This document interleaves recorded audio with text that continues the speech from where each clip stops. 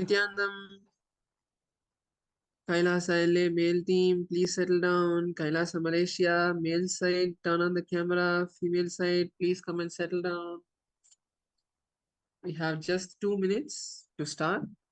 Make sure you have your Panchapatram, your Uddharani.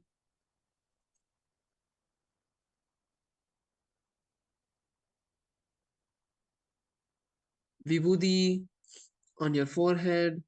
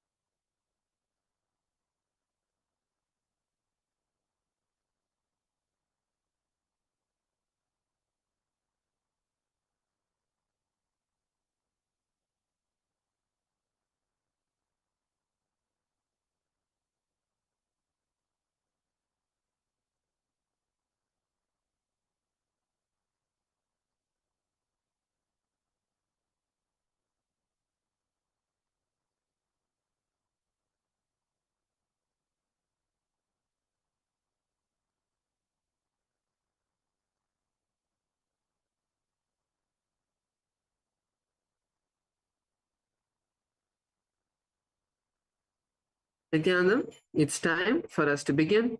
Please settle down on your yoga mats. We're going to be starting with the Sadguru Vandanam. Sit with your head, neck and spine in a straight line. Sit in a comfortable position.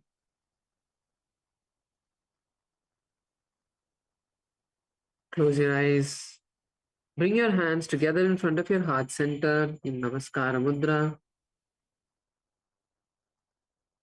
Now let's take a deep breath and chant the Sadguru Vandanam. Nithyanandam Paramasukadam Kevalam Jnanamurtim Dvandvatitam Gagana Sadrisham Tattvamasya Ekam Nityam Vimalamachalam Sarvadi Sakshibhutam Bhavatitam Trigunarahitam Sadgurum Tam Namami. Next, let's chant the Shiva Moola Mantra. Om Ham Hum Shivaya Namaha 11 times. Om Ham Hum Shivaya Namaha. Om Ham Hum Shivaya Namaha. Om Ham Hum Shivaya Namaha. Om Ham Hum Shivaya Namaha. Om Ham Hum Shivaya Namaha. Om Ham Hum Shivaya Namaha. Om Ham Hum Shivaya Namaha.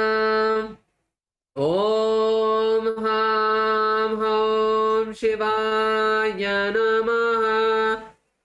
Om Ham Hum Shivaya Namaha. Om Ham Shivaya Namaha. Om Ham Ham Shivaya Namaha. Now, let us begin with the Tattvachamana, the ritualistic cleansing. Please sit with your Panchapatram in front of you. Let's now place our right hand in the Gokarna Mudra, pour an udharani of water and drink it at the end of the following mantra. Om Atma Tattvam Shodhayami Swada. Drink the water and pour another spoon of water into your hands. Om Vidya Tattvam Shodhayami Swada. Once again, drink the water and pour another udharani of water in your palms. Om Shiva Tattvam Shodhayami Swada. Now pour the water. Drink the water and wash your right hand with an udharani of water. Next, with the base of the right hand thumb, wipe the upper and lower lip. Om Ham Hridayaya Namaha. Once again, wash your hands with an udharani of water. Next, with the index, middle and ring fingers, touch above the upper lip and below the lower lip. Wash your hands with an udharani of water. With the index finger and thumb, touch the right nostril, the left nostril, and with the ring finger and thumb, touch the right eye, right ear, left ear. Wash your hands with an udharani of water. Next, with the little finger and thumb, touch the navel, the right chest and the left chest, and with all the fingertips, touch the navel, touch above the head, the right shoulder, the chest, the left shoulder, and the heart center. Once again, wash your hands with an udharani of water. Next, we'll be entering into the Sankalpa, where we set the conscious resolution for today. Take a moment to decide what you want to manifest today.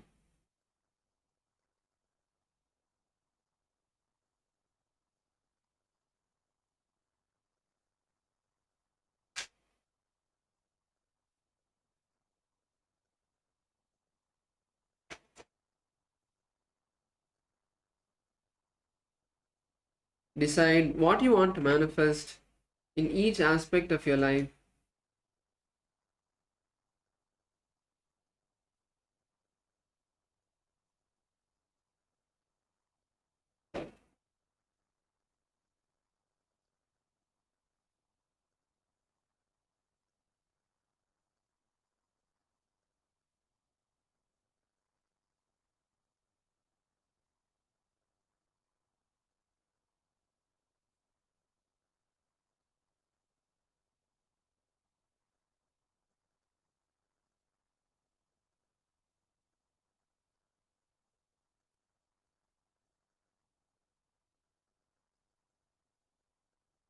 In each aspect of your life, of your day, see what you want to manifest and visualize that manifesting in your inner space. Now place your right hand on your left hand and both your hands on your right thigh, and we are going to now chant the Sankalpa mantra.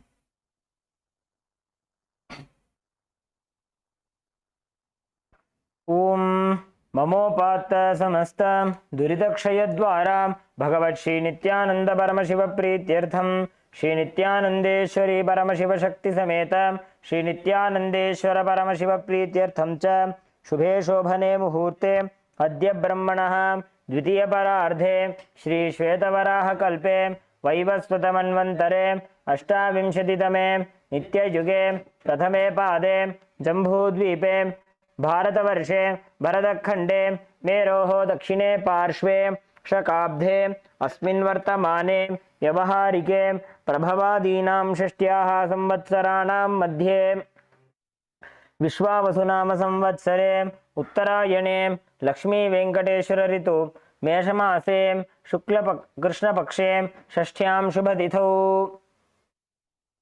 शुक्रवासरयुक्तायां मूलानक्षत्र परिघयोग गरजकरण एवं गुणविशेषण विशिष्टायाम् अस्यां शुभतिथौ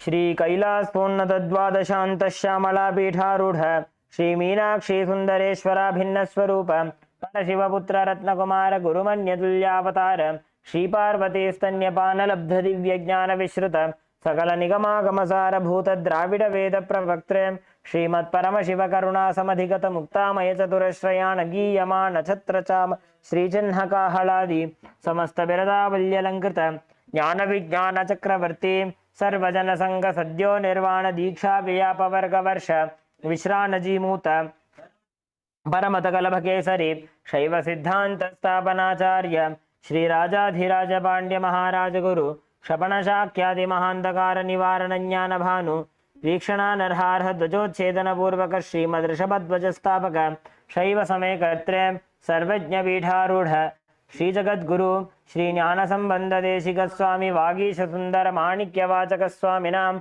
अवतार भूत श्री ध्यान संबंध स्वामी वनरुद्रत श्यामला पीठ सर्वज्ञ पीठ तृणवद्युत्तर द्विशततम गुरु महासन्निधान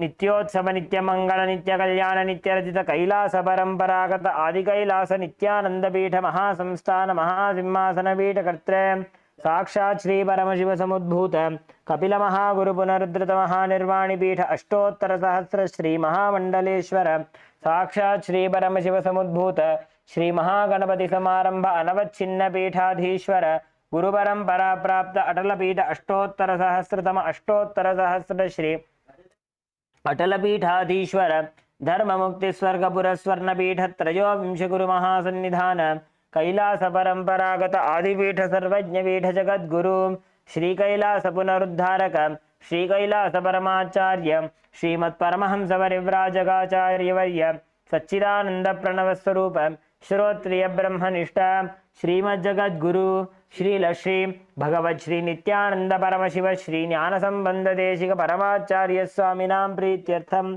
तेषां पादारविन्दयोः भक्ति सिद्ध्यर्थम गुरुकृपा कटाक्ष सिद्ध्यर्थम क्षेमस्थैर्य वीर्य विजय आयुरारोग्य ऐश्वर्यानाम् अभिवृद्ध्यर्थम धर्मार्थ काम मोक्ष चतुर्विध फल पुरुषार्थ सिद्ध्यर्थम समस्त दुरितोपशान्त्यर्थम समस्त मंगलावाप्त्यर्थम भगवत् श्री नित्यानंद परमशिव प्रसादेन सकुटुम्बस्य ज्ञान वैराग्य जीवन मुक्ति प्राप्त्यर्थम पूर्ण आरोग्य युक्त दृढ़गात्र यौगिक शरीर सिद्ध्यर्थम परमशिव शक्ति आविष्करणार्थम नित्यानंद योगाभ्यासं करिष्ये.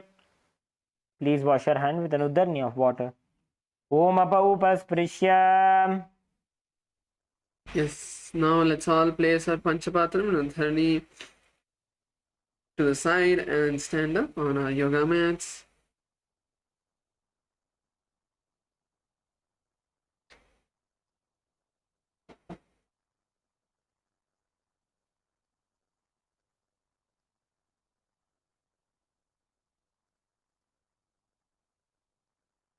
Now take a moment to visualize yourself as just bones.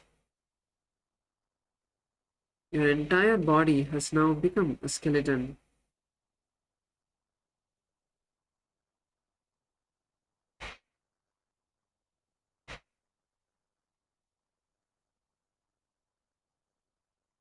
Now slowly start to move each part of your body, your hands, your legs, your ankles, your wrists, shoulders, your hips. Move in every direction.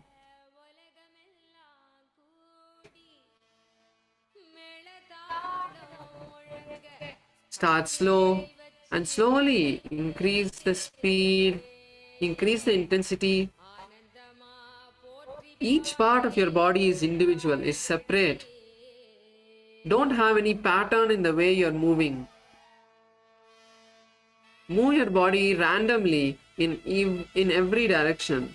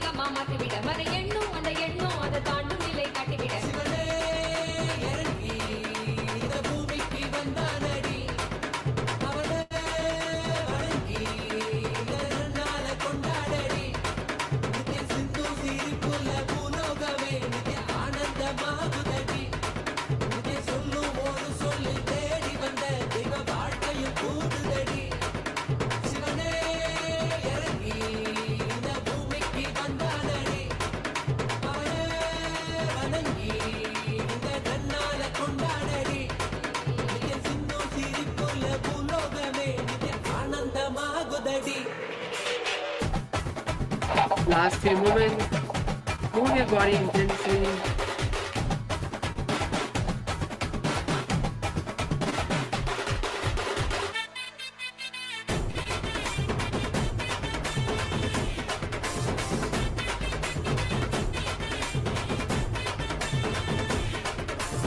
ஆதி சிவபாதமத லோகமெல்லாம் மீண்டும் ஒரு ஞான குருவாக வர வேண்டுதல் கேட்க கேட்ட வரம் தந்து குரு நித்யானந்தனாக நம்ம சாமி அவர் அருணையில வந்து பொறக்க கேட்கும் யாவையுமே கல்வதருவாய் கருணையோடு அருள் செய்து முடிக்க அவனை நாடி வந்த பக்தருக்கு ஞானம் கொடுக்க நித்திய மனுஷனில் தெய்வம் ஒன்று நாம உணர நாடி வந்த பக்தருக்கு ஞானம் கொடுக்க நித்திய மனுஷனில் தெய்வம் ஒன்று நாம உணர சிவனே இறங்கி இந்த பூமிக்கு வந்தானடி அவனே வணங்கி நன்னால கொண்டாடடி நித்திய சிந்து சிரிப்புள்ள பூலோகமே நித்திய ஆனந்தமாகுதடி நித்திய சொல்லும் ஒரு சொல்லி தேடி வந்த தெய்வ வாழ்க்கையும் கூடுதடி சிவனே இறங்கி இந்த பூமிக்கு வந்தானடி அவனே வணங்கி இந்த நன்னால கொண்டாடடி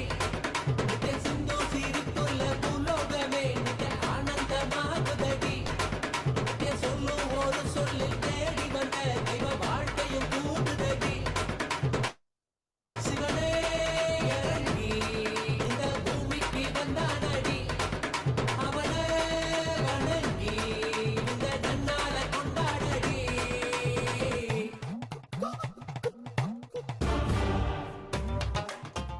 Now, slowly settle down. Come to a standstill. Take a moment to catch your breath. Bring your awareness on the breath. Inhale and exhale, nice and deeply. Focus on the breath, inhaling completely and exhale completely.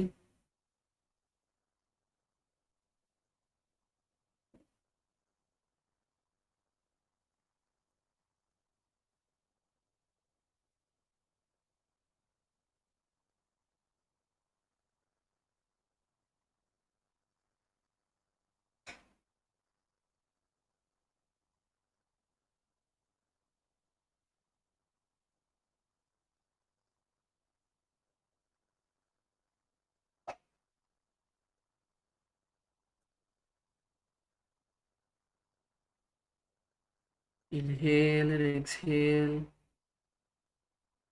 deeply. Focus on the breath. See the energy pulsating all over your body. See your entire body alive and awake.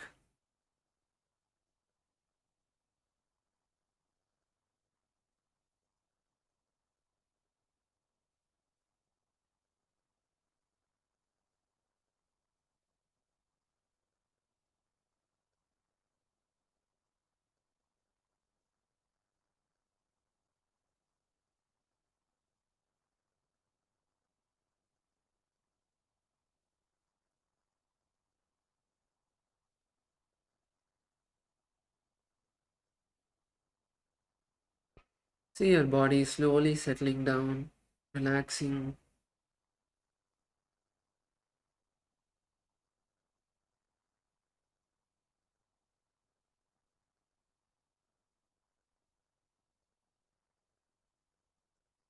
Now, let's all settle down. Open our eyes and get ready to move into the next asanas for today.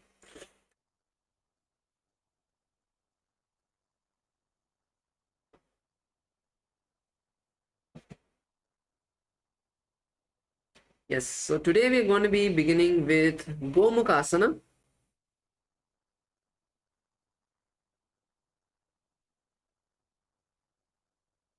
So now in Gomukhasana, let's first cross our left leg to the right side of the hips and bring your right leg to the left hip above the right knee. So cross your legs and try to stack the knees. Try to bring your knees one on top of the other. So nicely pull your legs and place them on top of the knees. Place your hands on top of your knees.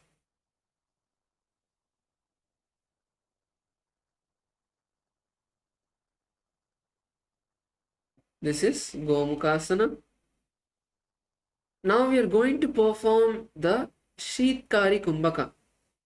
So the Sheetkari Kumbhaka is where you inhale by clenching your teeth and sucking the air through the gaps of the teeth, making a hissing like sound, and exhale through the nostrils.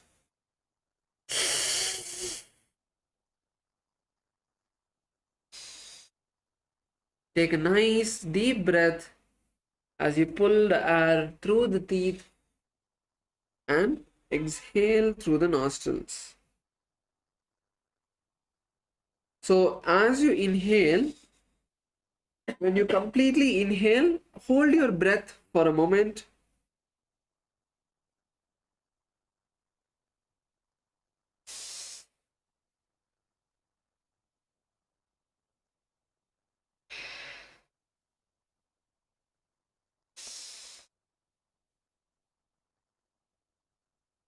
Hold your breath for a moment and then exhale.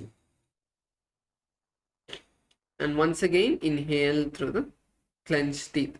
So this is Sheetkari Kumbhaka. And now the next component is the visualization. Let's visualize a cow in our inner space. Visualize a nice, beautiful cow in your inner space. And gaze to the tip of the nose.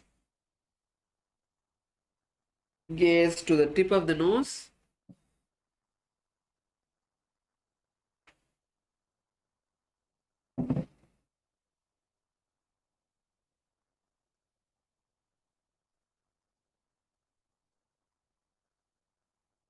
Perform the Mula Bandha, tighten the perineal muscles. And the new japa we are going to be chanting is Om Nithyanandoham. So continuously chant the internal japa of Om Nithyanandoham.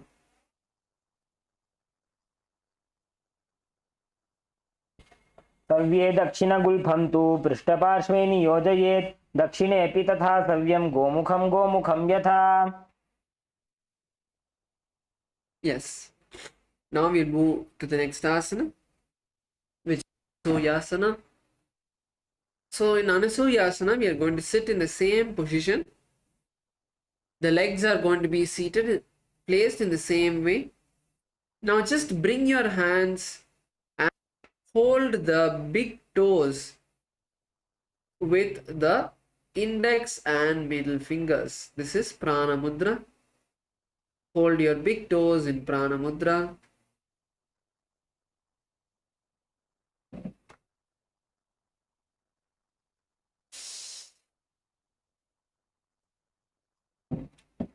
And we are going to visualize Rishika Anusuya, a very great Rishika, a female sage. Visualize Rishika Anusuya in your inner space and continue to perform the Sheetkari Kumbhaka. Inhale through the clenched teeth Take a nice deep breath as you clench your teeth. Inhale through the mouth.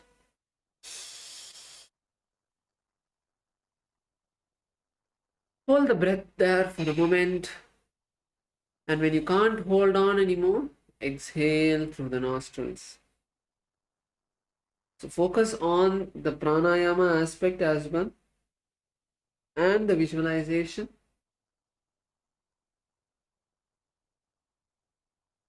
Now, when we exhale, we are going to perform the Uddiyana Bandha as well.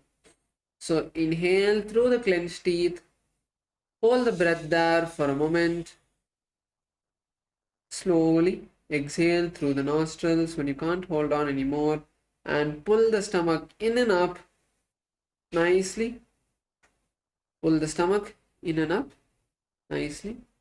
Stay there for a moment and then relax. Again, inhale through the clenched teeth. So this is how you'll perform the pranayama of the Shitkari Kumbhaka along with the Uddiyana Bandha. Gaze to the tip of your nose. Bring the gaze to the tip of the nose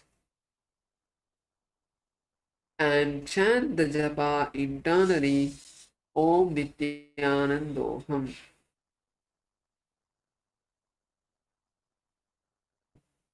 दक्षिण गोड़ और नीचो ठाने वागोंता के ऊपर आने गोड़ा संधि मिलावे भारी आड़ा पद पुनि दे संधि पसारी. Now we move into the next asana, which is Anusuyasana 2. So also let's try to keep our knees stacked on each other. Try to bring your legs closer to each other as much as you can. Let's also take this time to slowly push our legs closer together and bringing them into one line.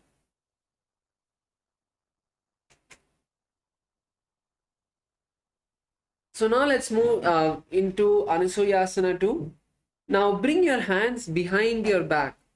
Interlace your hands behind the back. Interlace your hands behind the back and slowly lower yourself down onto the legs or lean forward as much as you can and try to bring the nose to the tip of the ground. Try to bring your nose to the ground. Lean forward as much as you can and bring the nose to the ground. Lean forward as much as you can. Even if you're able to just lean forward, you're not even able to place your head on your knees, not able to bring your head to the knees, that's fine. Stay in whichever position you are and slowly push yourself forward and down.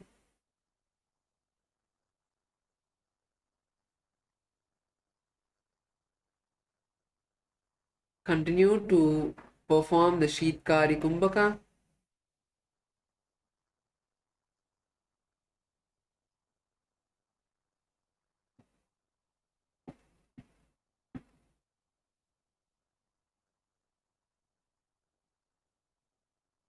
Do not lift up your self from the ground. Don't lean forward and lift yourself off the ground. You have to be seated on the ground and bend as much as you can forward. Come on, let's stay here. Let's stay here. Do as much as you can. If you're able to just lean a bit forward, it's fine. If you're not even able to cross your legs, that's fine. Do as much as you can, but do whatever you're doing, do it to your maximum. Be authentic with what you're doing.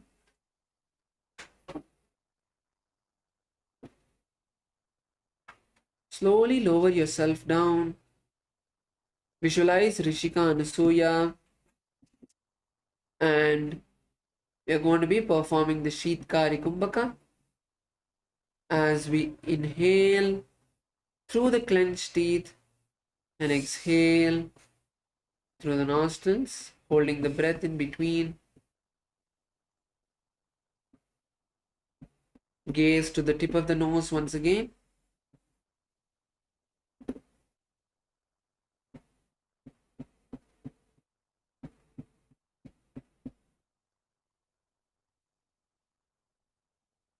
So this is nicely going to stretch your hips. So whichever leg is on top, that leg is going to get stretched. The thighs is going to get stretched. You may even feel it in your knees. So let this stretch happen slowly.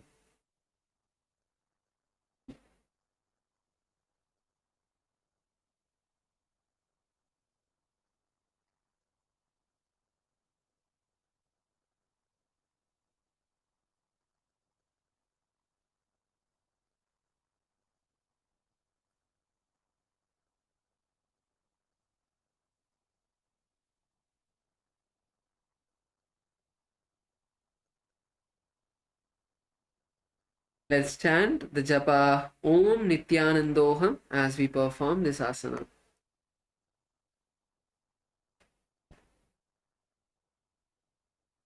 जीमणा गोदा की संधि उपरिडा वा गोड़ा की संधि मिलाई राशे गोड़ा सेवले पगथल्यालो आडवाई सुधा राशे.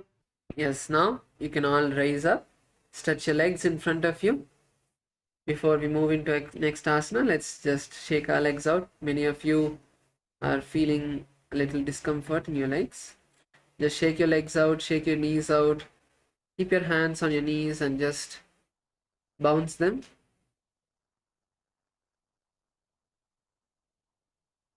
Relax your hips.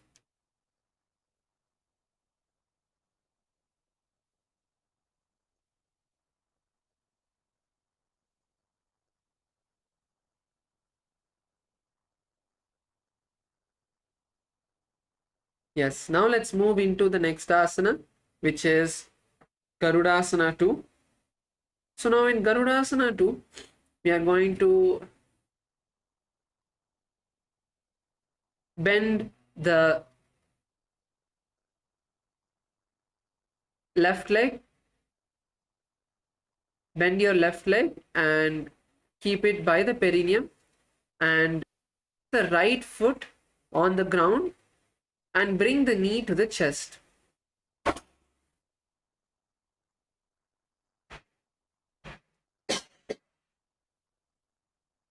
This is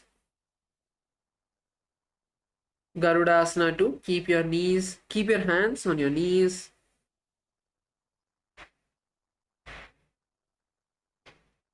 Keep the feet together. Gaze to the tip of the nose.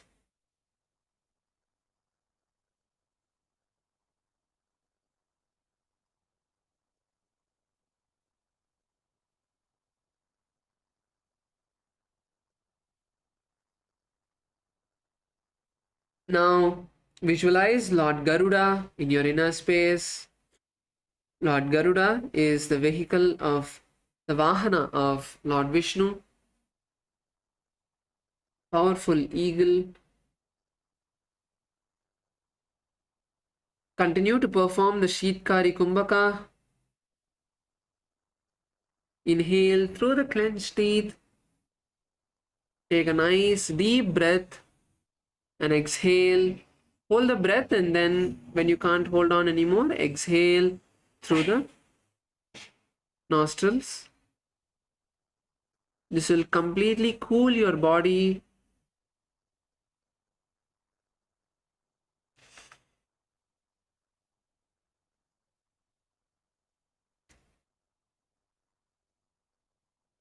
And perform the Mula Bandha. Tighten the perineal muscles.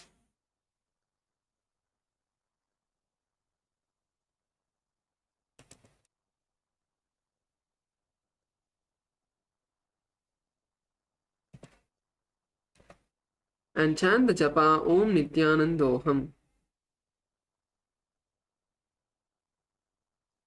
डाबो पगमोड़ी येडी माहिलो गुल्फमूलद्वारिणी चैदे वैसे जीमणि पगथली धरती तेकी गोड़ो ऊंचो भौराशे.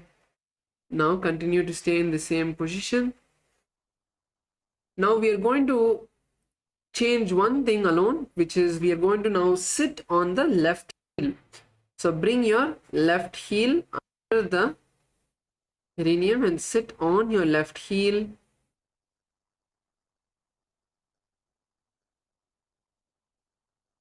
And now interlace your fingers behind your neck and turn yourself outside of the raised knee. Keep the elbows together and turn outside of the raised knee. Nicely stretch the back, twist your back nicely. Try to turn behind. Try to look at the person who's behind you. So you want to nicely turn, twist yourself as much as you can. If there's no one, just try to turn as much as you can behind you.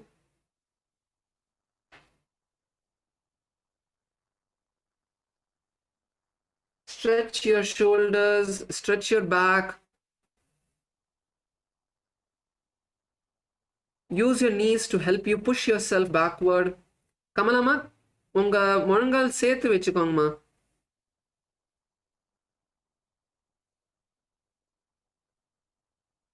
Visualize Narada, one of the Deva Rishis, a very powerful sage in your inner space.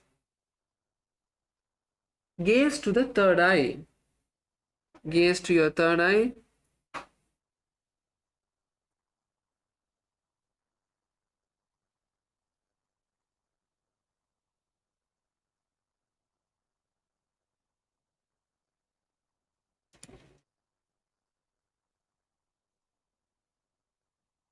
Perform the Sheetkari Kumbhaka. Continue to perform the Sheetkari Kumbhaka as you inhale through the clenched teeth and exhale through the nostrils. Hold your breath in between. Continuously perform this pranayama. Don't stop even during when we are switching the asana. Keep doing the pranayama.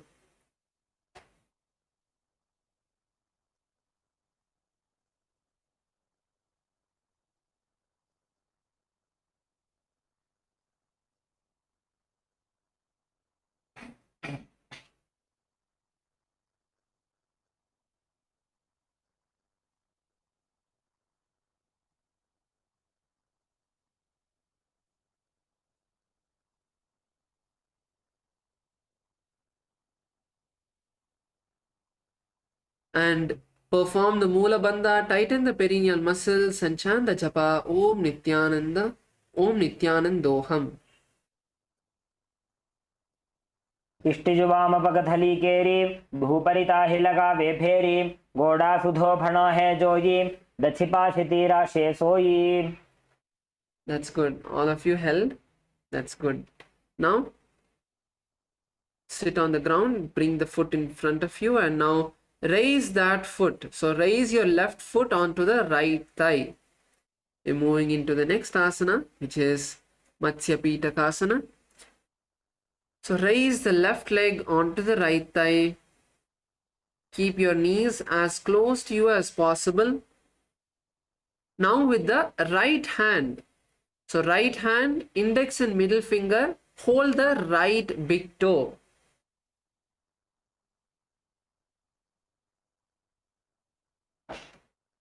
With the left hand, bring your left hand under the left leg and hold on to the right shin. So left hand around the left leg and hold the right shin. Left hand around the left leg and hold the right shin. This is Matsya Pitakasana. If you're not able to hold, that's fine. How much ever you're able to do, you can do that.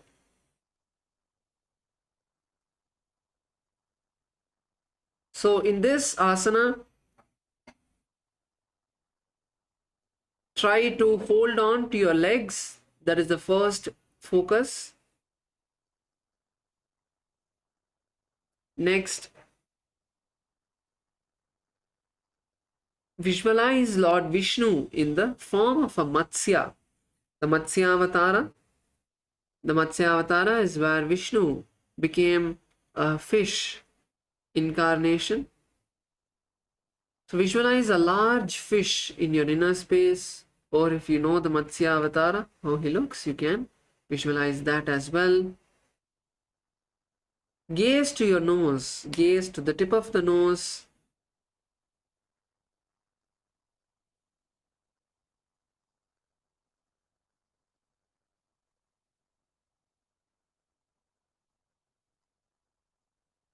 Perform the Sitkari Kumbhaka. Inhale through the clenched teeth and exhale through the nostrils. Perform the Mula Bandha, tightening the perineal muscles, and chant the japa Om Nithyanandoham. वामेन वामाङ्गुष्ठन्तो गृहीतं मत्स्यपीठकं योनिवामेन सम्पीड्य मेढ्रादुपरि दक्षिणम्. Yes.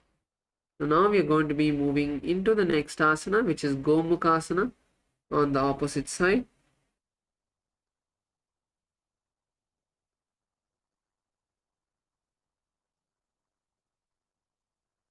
Let's stretch our legs out, shake them a bit before we start.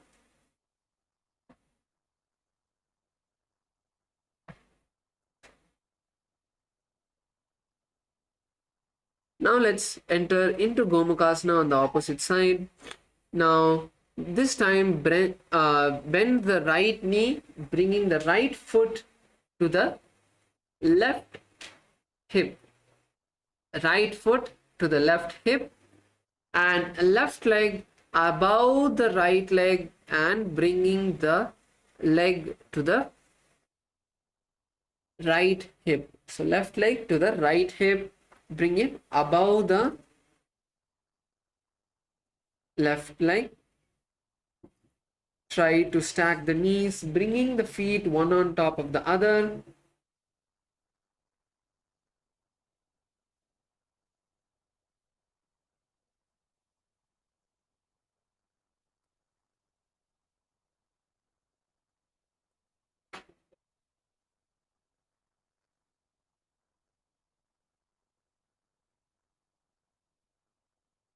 Next, place your hands on the top knee, one on top of the other.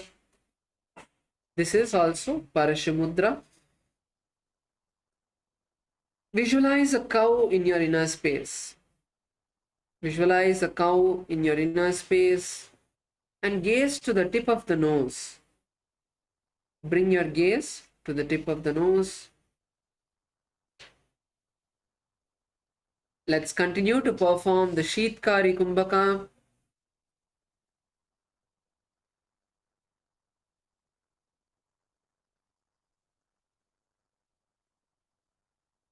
Inhale and exhale nice and deeply in the Sheetkari Kumbhaka.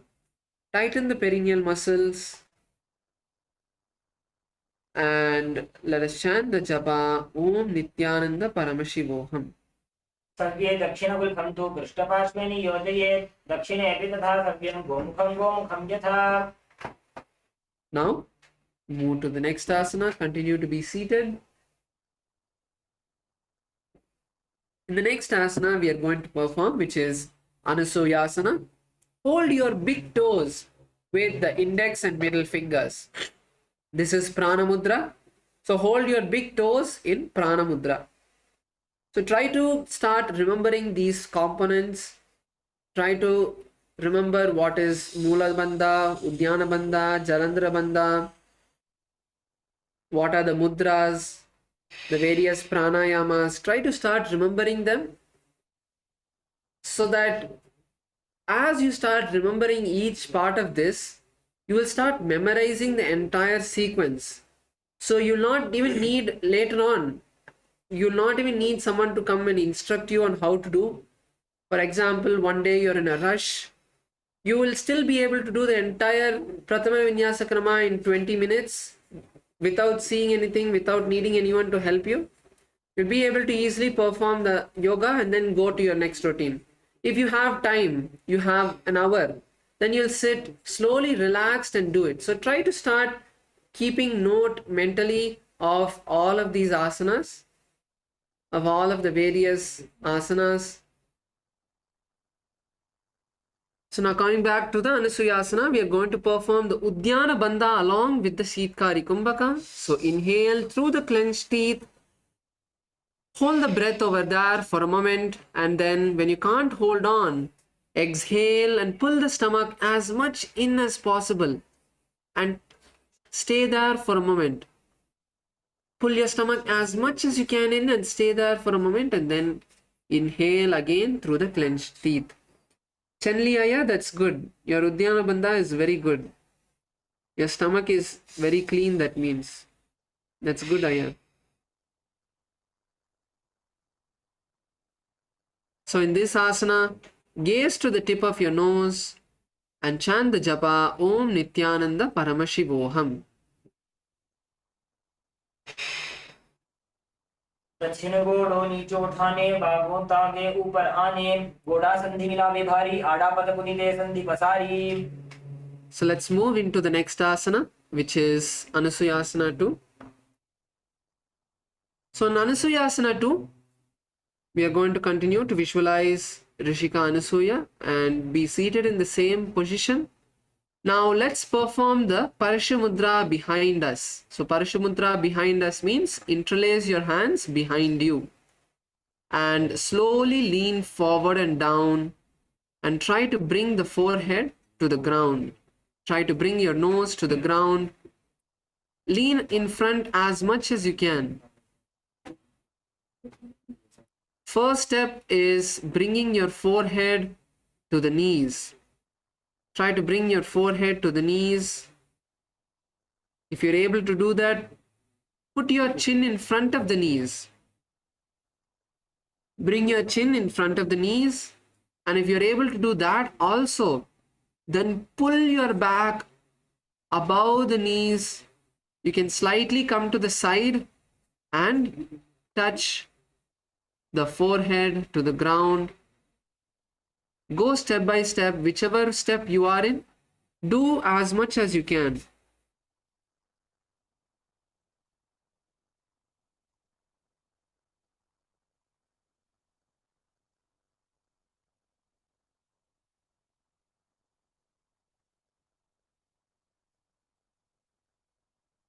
ஸ்வேதாமா நீங்க அவ்வளோலாம் போக தேவையில்ல.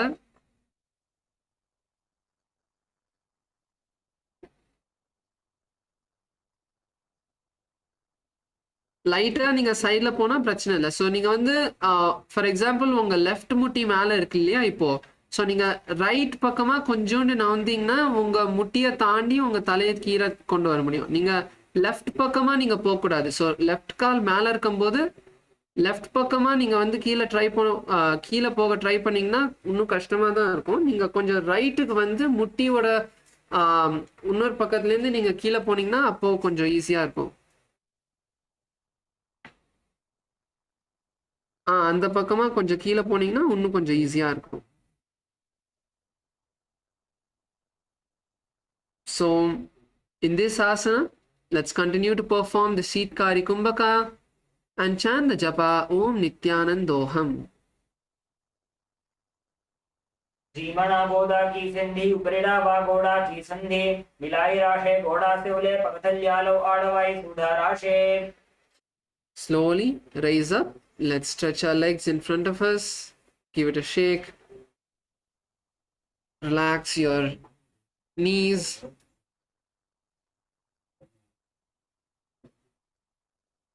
Just roll your feet. Yes. So now we are moving into Garudasana. So let's bring our right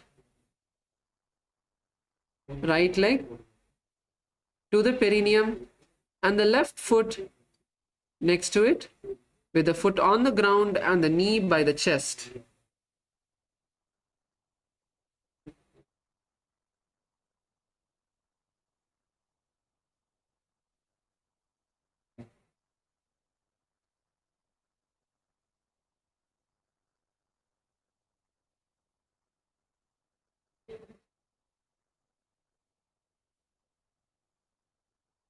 Keep your hands on the respective knee and visualize Lord Garuda, the vehicle, the Vahana of Lord Vishnu.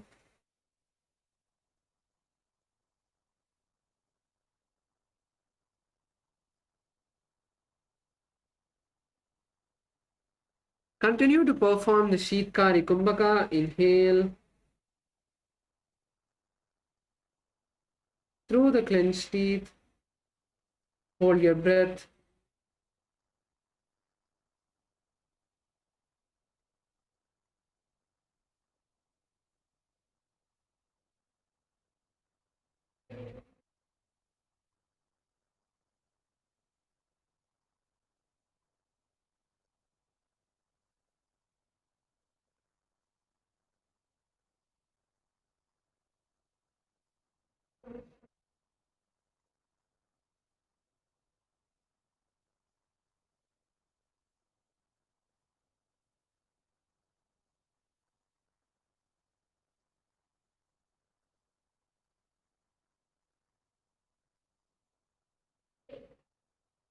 Perform the Mula Bandha.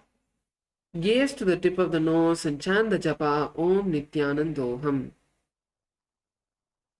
दावोपगमोड़ी येड़ी माहिलो गुल्फमूल द्वारिणी चैते वैसे जी मणिपकतली धरती एकी गोड़ ऊंचो उभो राशे.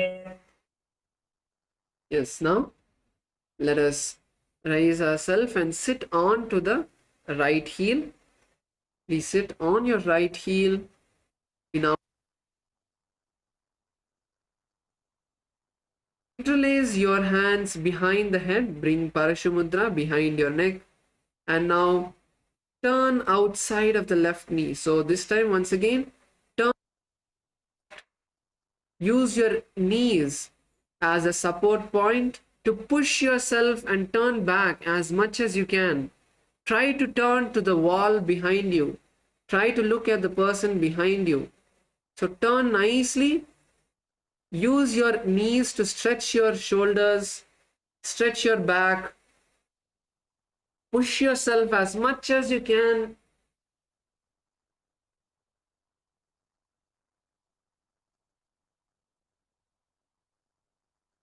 Even if you hear a bit of cracking sound, that's fine. It's just your back opening. Nicely turn to the side. Visualize Narada in your inner space, the great sage Narada. Third, in this gaze to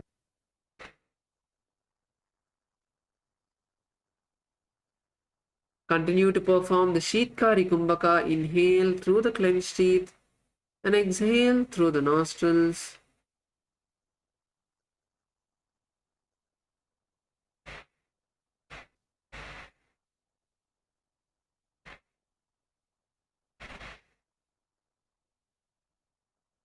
Form the Mula Bandha and chant the japa Om Nithyanandoham.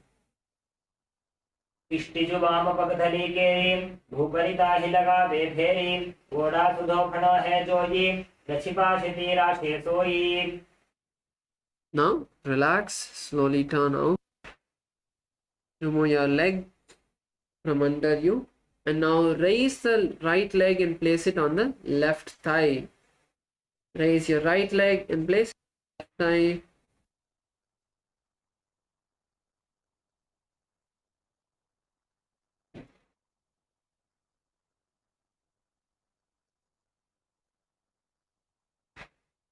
Now use your left point to hold the left toe, left big toe, and your right leg and hold the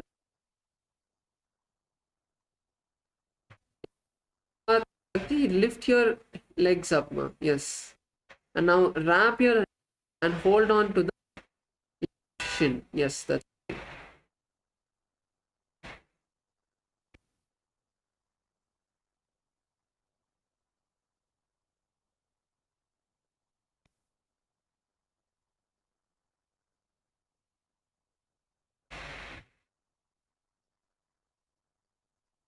continue.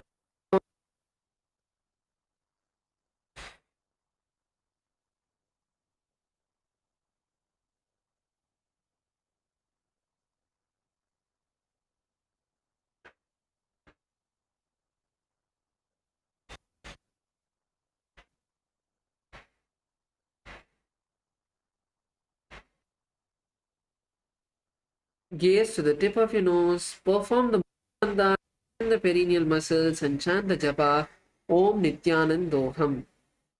Women वामाङ्गुष्ठन्तु गृहीतं मत्स्य पीठकं योऽसं पीड्य मेधादुपरि दक्षिणम्. Yes, now you can relax, open your legs, stretch them out.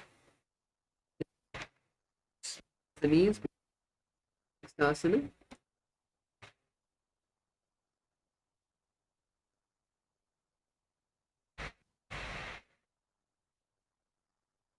So the next asana is going to be Matsyendrasana. So now in Matsyendrasana, let's start with the right side. So bring your left leg onto the right thigh. Bring your left leg onto the right thigh and bend the right knee up. Like the previous asana, bend the right knee up. And now you're going to turn outside of the right knee. So bring your left elbow to the right knee, left elbow to right knee, and place your left hand on the face. Place your right hand behind you for balance. This is Matsyendrasana. So now once again in this asana, you can simply keep your elbow on the knee. Otherwise, if you want to push yourself even more, you can do that as well. Turn as much as you can. Bring your hand further behind you. Use your right hand to move yourself further behind, opening up the chest. Use your knee and the elbow to push yourself. Give yourself a nice stretch.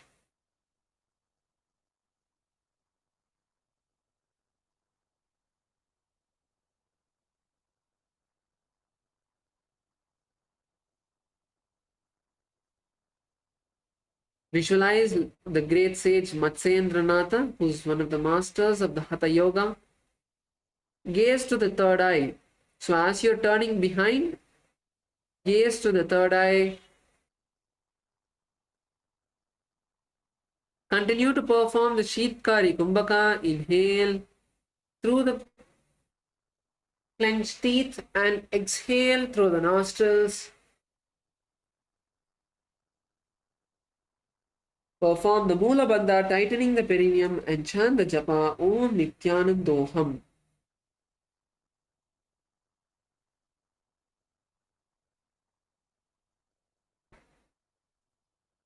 उदरं पश्चिमाभासं कृत्वा तिष्ठति यत्नतः नम्राङ्गं वामपादं हि दक्षजानूपरि न्यसेत्. Now continue to stay in the same position.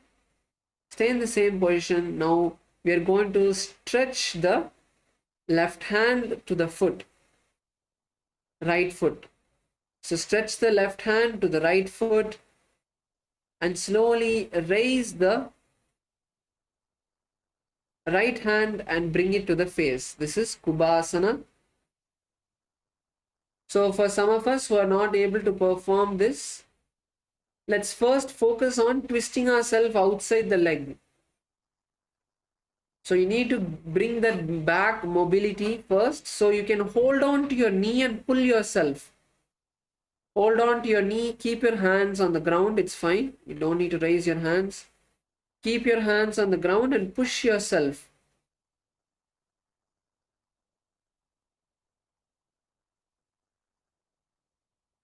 Yes.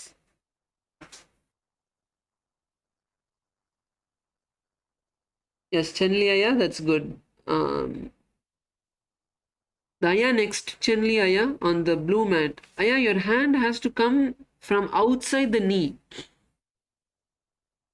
Your hand is coming from inside the knee. See, if you look at Chenli Aya, his hand is outside the knee.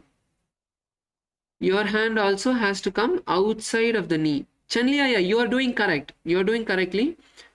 Just helping Aya. So you need to twist yourself. Yes, that's better. Yes, that's better, Aya. Now twist yourself. Turn to the side. Twist yourself. So yes, that's what you need to do. You need to slowly twist yourself to the side. So visualize a camel in your inner space. Yes, Sairamaya, that's fine. But straighten your knee up. Bring your knee higher. Yes, that's better, Aya. So keep the knee a bit further away. Keep the knee like towards the outside of the mat. Yes. And towards the outside of the mat. Yes, that's right, Aya. Now push yourself. Yes. Punidanaya, that's good. So in this asana, we're going to visualize a camel in our inner space. Gaze to the third eye. Continue to perform the Sheetkari Kumbhaka. Hold the Mula Bandha, tightening the perineal muscles, and chant the japa Om Nithyanandoham. आसन को गुण झोलो जाए. Now lower the hand to the ground. This is Matsyendrasana 2. Just lower the hand to the ground. Keep rest of the body in the same position. This is Matsyendrasana 2. So you can hold on to your shin or you can hold on to the toe, whichever is easier for you. Hold on to that place. Twist your body as much as you can in this asana.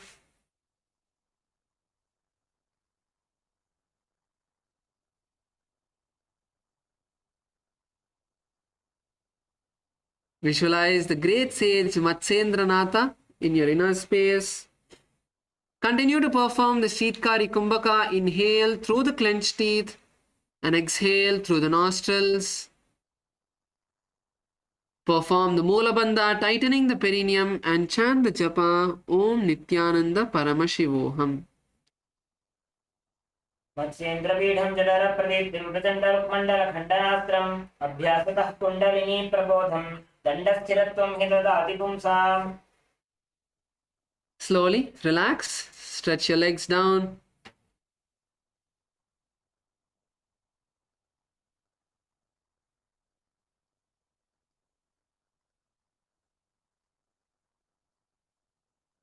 Now we are going to be moving into the next asana, which is Matsyendrasana on the opposite side.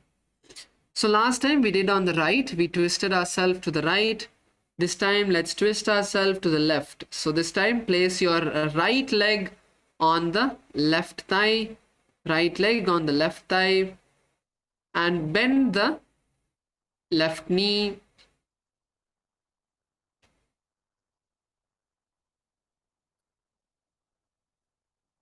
Bend the left knee.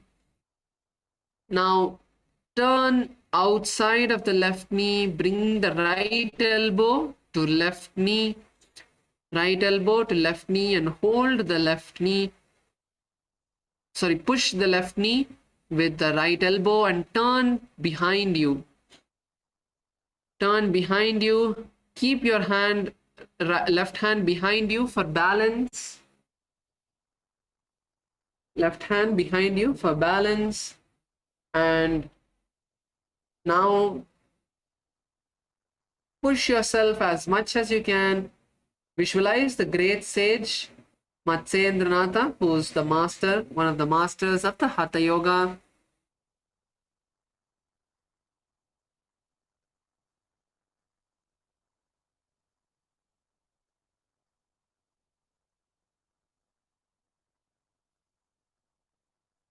Gaze to the third eye.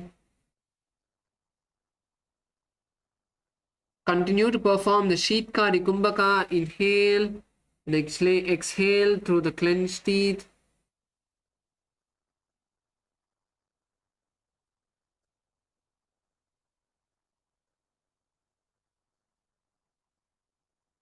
Perform the Mula Bandha and chant the japa Om Nithyanandoham.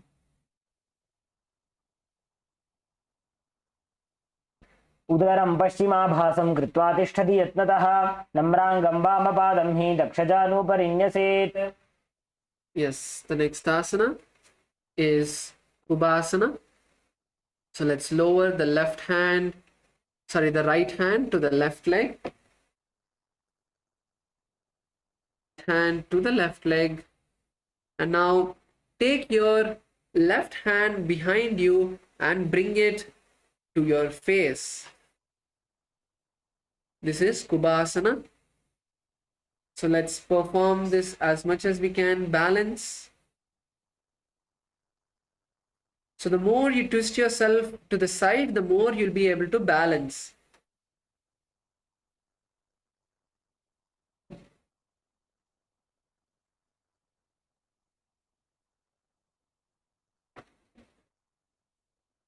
Gaze to the third eye behind you.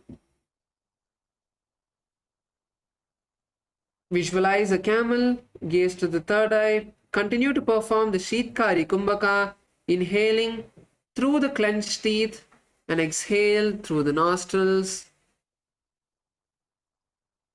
And perform the Mula Bandha, tightening the perineal muscles, and chant the japa Om Nithyanandoham. आसन को गुना झोलो जाए. Now lower the left hand to the ground. This is Matsyendrasana 3. Lower the right hand to the ground. This is Matsyendrasana 3. Let's now stay in this position and push ourselves as much as we can.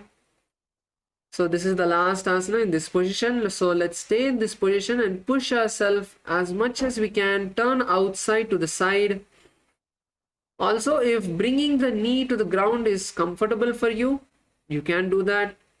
If the knee is up in the air, that's fine. So whichever it is, whichever position it is fine. So push yourself, turn to the side, you open your chest out nicely. Visualize the great sage Matsyendranatha in your inner space. Gaze to the third eye. Perform the Sheetkari Kumbhaka. Inhale through the clenched teeth and exhale through the nostrils. Perform the Mula Bandha, tightening the perineal muscles, and chant the japa Om Nithyanandoham. मत्स्येन्द्रपीठं जठर प्रदीप्तिं प्रचंड रुक्मंडल खंडनास्त्रम् अभ्यासतः कुंडलिनी प्रबोधं दंडस्थिरत्वं हि ददाति पुंसाम्. Relax, stretch your legs in front of you. Now moving into the next asana, which is Padmasana. So let's just shake our legs out before we move into the next asana.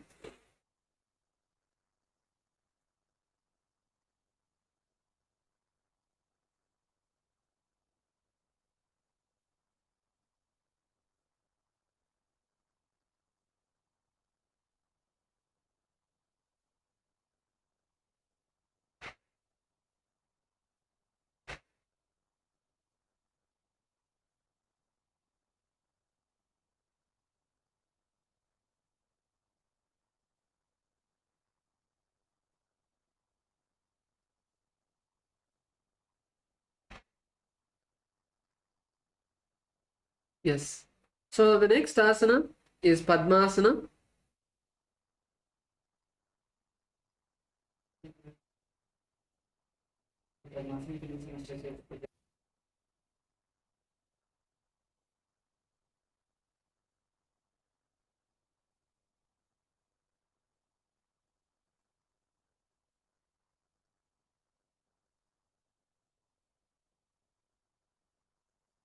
So let's enter into Padmasana. So for Padmasana, so let's try to do Padmasana first. So place one leg on top of the opposite thigh and the other leg on top. So if you are able to do Padmasana, then go to the next level of doing Padmasana without your hands. Yes, Masweta, that's good. So if you're able to do without your hands, is without leaning backward. So you should not be placing your hands on the ground. You should just keep your hands by your side and enter into Padmasana. This is the next level. Now going to those who are still practicing to get into Padmasana, let's try a few stretches in the meantime as the little advanced practice doing without their hands. So now let's all get into Samanasana. Bring your right leg to your chest and give it a little stretch. So if you're able to do Padmasana, you don't need to do this. Good, Ma Subhashini. So shake your leg, pull your leg to your chest. Sairamaya, pull the leg to your chest. Your leg should be by your chest, touching your chest, and you should move side to side. Pull it closer, yeah. Puneethanaya, pull your leg closer to you. Next, you can try on the left side.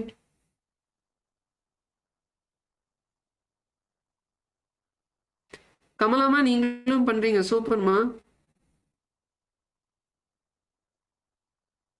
இப்போ கை இல்லாம பண்ண try பண்ணுங்க.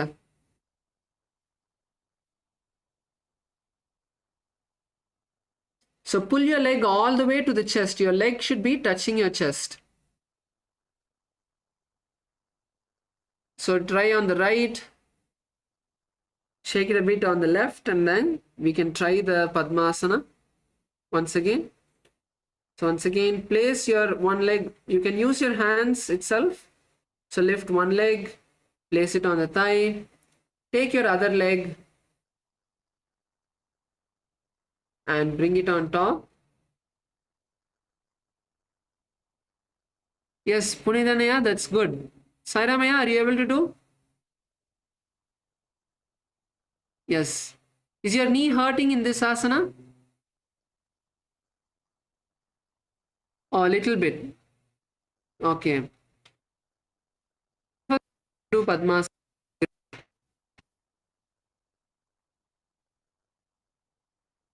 Okay. That's good.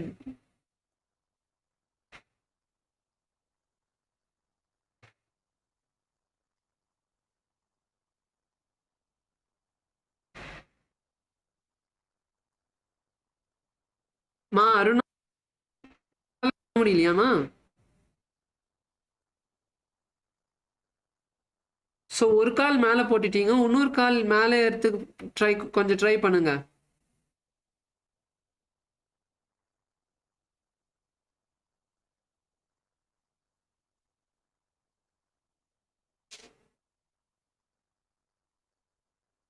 So in this asana, we are going to visualize Paramashiva in our inner space.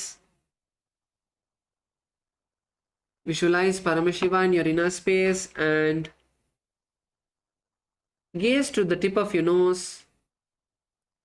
So now we are going to be performing a new pranayama, a different pranayama, which is the Shitali pranayama. So the Shitali pranayama is where you are going to fold the tongue. So fold your tongue like a tube and inhale through the tongue.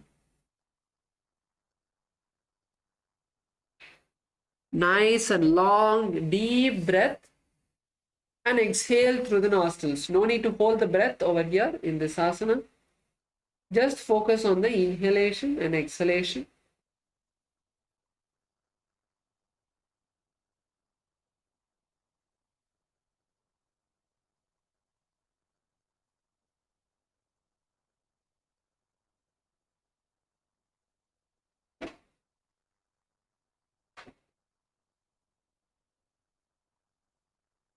Let's also perform the Mahamudra Bandha.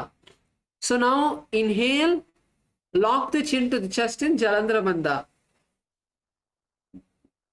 And then slowly exhale through the nostrils and pull the stomach in and up. And tighten the perineal muscles in Mula Bandha. So this is how we'll do Shitali Kumbhaka along with Mahamudra Bandha. And the new japa is Om Nithyananda Mahasadashivoham.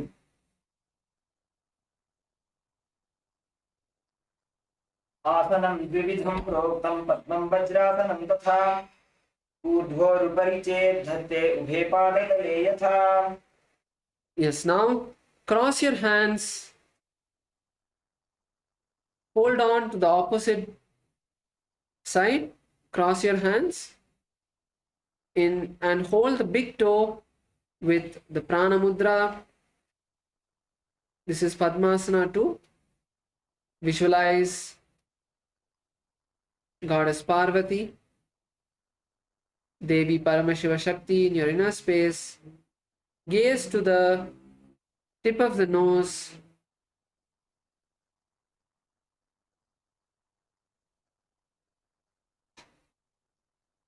Continue to perform the Shitali Kumbhaka. Inhale through the tongue and exhale through the nostrils. And perform the japa Om Nithyananda Mahasadashivoham. उत्तानौ चरणौ कृत्वा ऊरु संस्थौ प्रयत्नतः ऊरु मध्ये तथोत्तानौ पाणी कृत्वा तु तादृशौ नासाग्रे विन्यसेत् दृष्टिं दन्तमूलं च जिह्वया उत्तोल्य शिबुकं वक्ष उत्थाप्य पवनं शनैः. Relax, and now we move into Kukutasana. So let's perform Kukutasana. Now there are two ways to perform Kukutasana. One is, now you're already sitting in Padmasana. You can insert your hands into the thighs and legs, into the gap of the thighs and calves. Otherwise, there's the other method where you place one hand at a time and cross your leg. So place one hand, cross the respective leg, place the other hand, and you can even use the opposite hand. So once you place the opposite hand, use the hand and bend the leg. So this is Kukutasana. So first itself, bring your legs as high as you can. See, if you try, so if you're beginning, then if you sit and put your hands inside, it will be very hard. You won't be able to do the asana. You have to first itself bring your legs as high as you can. கமலாமா முதல்லயே உங்க கால் வந்து நல்லா மேலே தூக்கணும். இப்போ ஸ்வேதாமா பார்த்தீங்கன்னா அவங்க எப்படி பண்றாங்க, காலை முதல்லயே மேலே தூக்கிட்டாங்க, அதுக்கப்புறம் கையை கீழே வைக்கிறாங்க. ஸோ அந்த மாதிரி நீங்க பண்ணணும். ஸோ ஒரு காலை நீங்க வந்து மேலே தூக்கலாம். So now place your hands as close to you as possible. Place your hands as close to you as possible. Don't keep the hands far away. Don't keep it far away. Bring your hands nice and close to you and rock yourself forward. So go back and forth and slowly jerk yourself forward. So bring that momentum and rock yourself forward.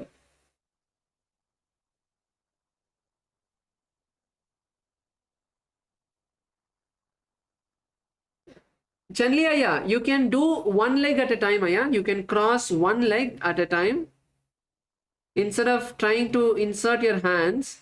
So place your one hand inside. Yes, correct. And now cross the opposite hand. So place the hand in between and then cross the other leg.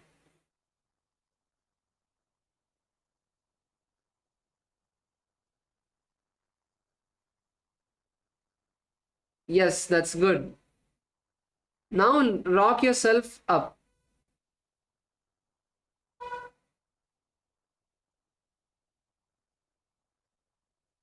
So visualize a rooster in your inner space. And you're going to perform the Sahaja Kumbhaka. Inhale and exhale comfortably through the nostrils. And chant the japa Om Nithyananda Paramashivoham. पद्मासनं सुसंस्थाप्य नान्वोरौरन्तरेकरौ निवेश्य भूमावासिष्ठे व्योमस्थः कुक्कुटासनः. My Yoga Jnana Rupini, were you able to do? You are not able to do.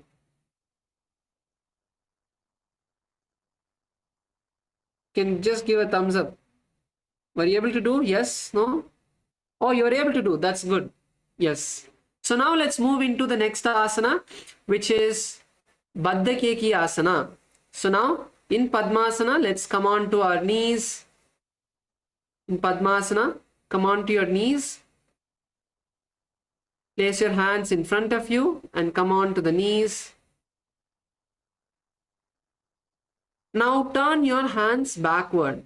So turn your hands behind, pointing backward. Now you're going to slowly lower the elbow. So bend the elbow and lower the elbows to the stomach. So see, if you saw Maharaj, he bent his back and got it. It's not just bending the elbow.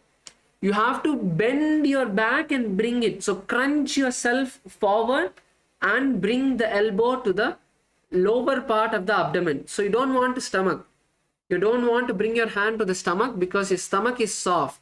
Your abdomen is a bit more tighter than the stomach. So bring your hand as low as possible to the navel center.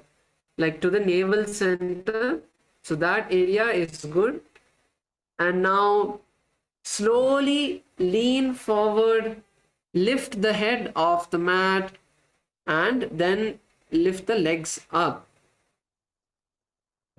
So this is Baddha Kiyasana.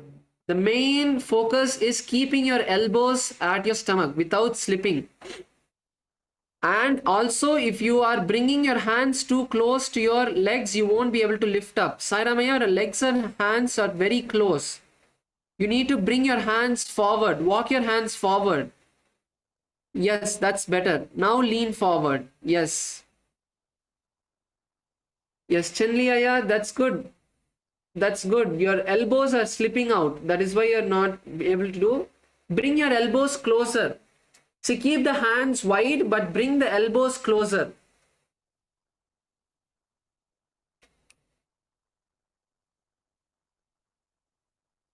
Keep the hands wide, bring the elbows closer.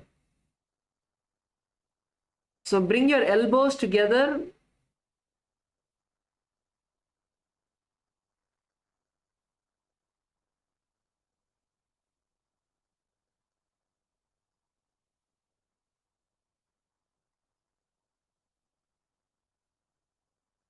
Your hands will be wide apart so that you can balance, but your elbows should come closer together. So this is Baddha Kiyasana. Visualize Swamiji in your inner space and chant the japa Om Nithyananda Mahasadashivoham. धरामवष्टभ्यकरद्वयेन तत्पूर्वपरिस्थापितानाभिपार्श्वः. Yes, relax. Bring your knees to the ground, uncross your feet. You're now going to enter into Mayurasana. So coming onto your knees. Now, once again, let's raise up. So again, there has to be gap between your hands and knees. So your knees are under the hips, hands are under the shoulders. So this is important because when you lean forward, only if there's some gap, you will be able to lift your legs up. So bend your elbows now, keep your hands pointed backward and bend the elbows to the navel center. Once again, bend the back and bring the elbows. So first, even if you come to this position, it's great. Come to this position. This itself is a good start. If you practice coming into this position where your elbows are nicely tucked inside your stomach, inside your abdomen, then you'll be able to do the asana easily. So once you get into this position, you raise your head up and slowly lean forward. So lean forward and then lift the toes up. This is Mayurasana. Let's all try now. Great, Harshaya, that's great. Just a little bit practice and you'll be able to keep your knees together and straighten yourself. That's good, Aya. Come on, Chenli, Aya. Yes, that's good. Now lean forward and down. Keep your head on the ground first. Slowly lift your head up and come up. You're almost there, Aya.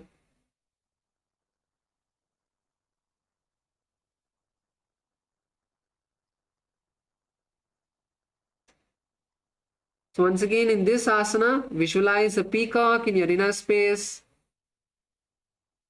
and chant the japa Om Nithyananda Mahasadashivoham. अथ पक्षे महादेव मयूरासनमुत्तमं भूमौ निपात्य हस्तौ द्वौ कूर्परोपरि देहकम्. Yes. Now lay down on your stomach. You're entering into Makarasana. Lay down on your stomach.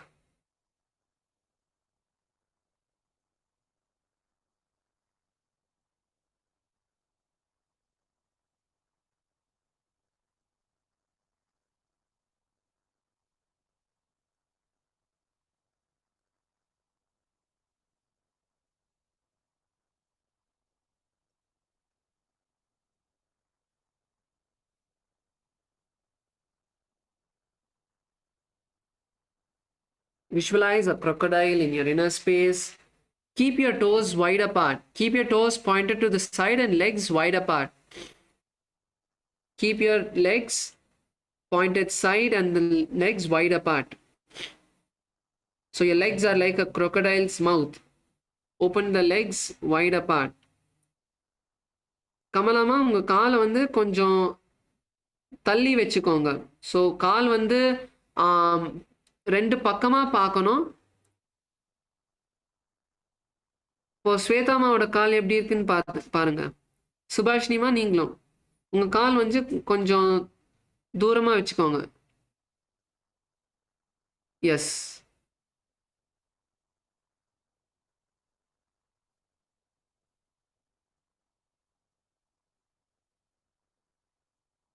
Chenli Aya, the Aya who's on the last, can you also tell him how to keep his legs?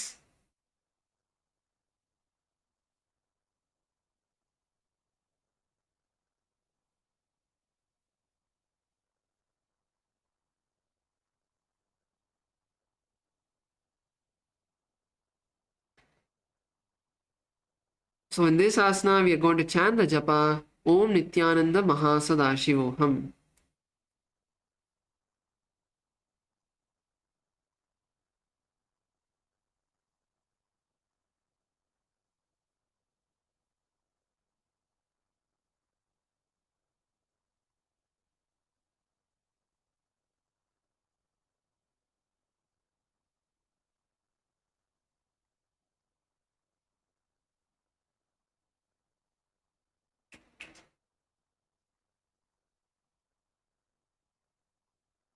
अध्यासशेते हृदयं निधाय भूमौ च पादौ च प्रसाद्यमानौ शिरश्च धृत्वा करदण्डयुग्मे देहा. Now slowly raise up and we are going to bring our chest up. We are going to keep our toes together. Now entering into Shalabhasana. Raise your feet off the ground. Raise your thighs, your legs off the ground. Keep your hands by your side. Keep your head down. Your entire leg from the knee, from the hip, all the way to the toe off the ground. Visualize a locust in your inner space, a grasshopper in your inner space, and chant the japa Om Nithyananda Mahasadashivoham. अध्यासशेते करयुग्मवक्षो भूमिमवष्टभ्य करयोस्तलाभ्यां पादौ च शून्ये च वितस्तिचोर्ध्वं वदन्ति पीठं शरभं मुनीन्द्राः. Now lower the legs down. Let's move into Ushtrasana. Now bend the knees. Bend your knees and hold the legs. Bend your knees and hold your legs.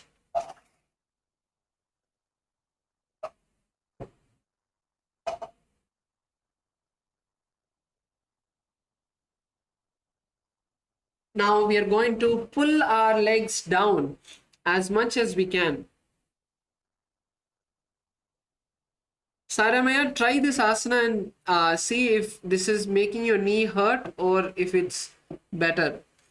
Try to do this asana nicely. Pull your leg down to the ground outside of the hips. Pull your leg down as much as you can. Hold the toes and pull the leg down. So you can even move from one side to the other to do this asana. So try first lower the left leg down Then turn to the right slightly and then bring the right leg to the ground.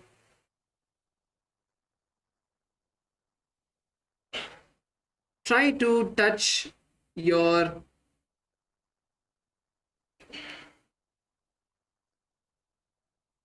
legs to the ground.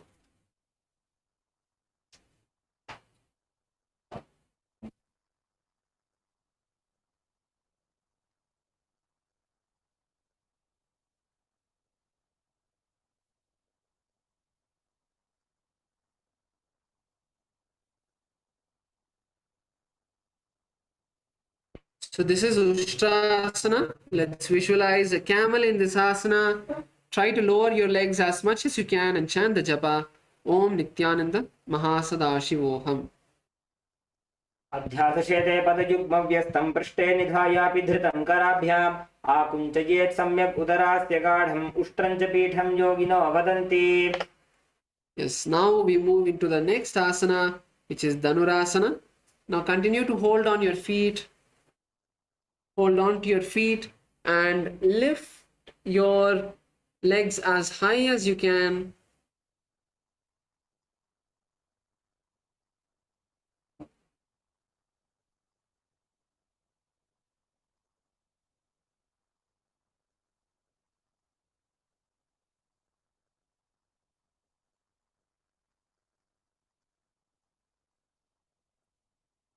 As much as you can, lift yourself up. Visualize yourself as a bow of Paramashiva.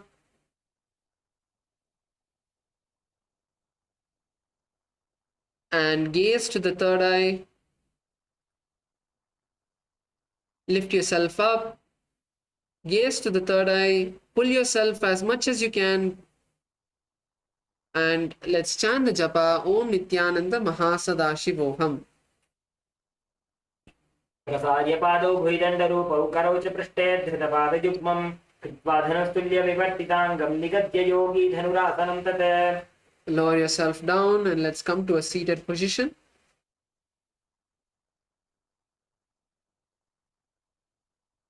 Lower yourself down. Let's come to a seated position. Now we are going to be moving into the next asana, which is Bhagasana. Sit with your hands on your knees, your heels by the side. Sit on your toes. Visualize Swamiji in your inner space. Gaze to the third eye.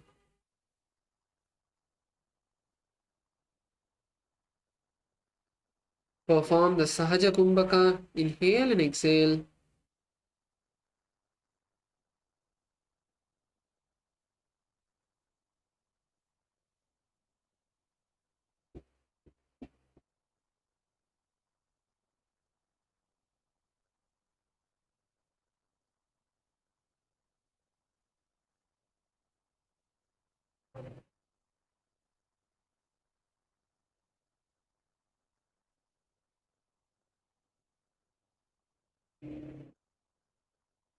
Internally chant the japa Om Nithyananda Paramashivoham. उल्टा मोड़ी पावतो वैसे बहुरोचकति करे एक ऐसे पावन महिला गुल्पचो होगो कुला पाशतीला वेसोवो. Yes, now we are going to be entering into two asanas, Gohyasana and Shirasasana. Both of them are the inverted asanas of the headstand, different stages. So Gohyasana is where your knees, you raise into the headstand and your knees are going to be bent. Shirasasana is when your legs are stretched. So first let's see how to get into the asana. Place your elbows on the ground. Okay, first place your elbows on the ground and straighten your hands, interlacing them. So this is the first step. So this shows the right distance of how much your hands should be, how wide your hand should be. So hold the elbows and then straighten them and then interlace the fingers. Place your head. So place the back of the head, not the forehead, on the ground. Place the head on the ground, top of the head onto the ground.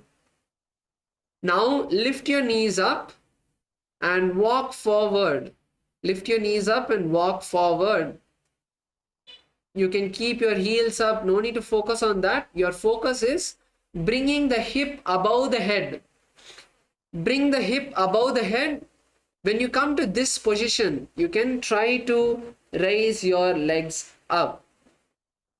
When you come to this position, you can try to raise your legs up. Harsha, yeah, that's good. That's amazing.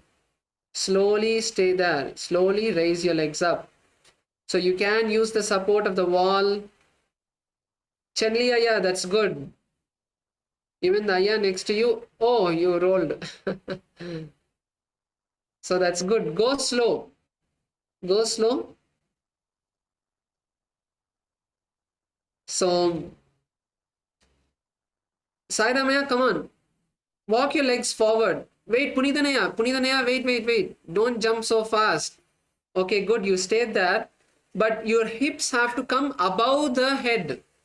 After that, you should try to lift your legs up. Only then you'll be able to balance more stably.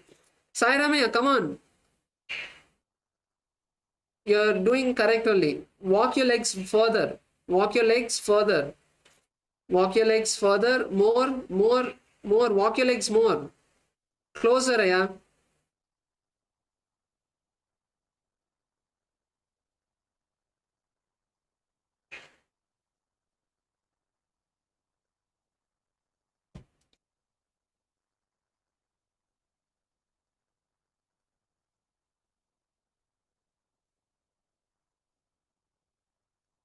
Yes, Chenli, Aya, that's good now.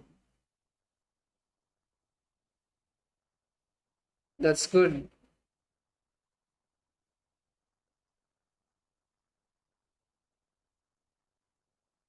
So let's all try Gohyasana and Shirasasana.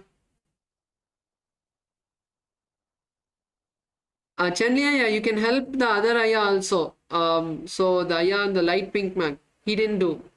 So you can help him, show him how to do also. Both of you did.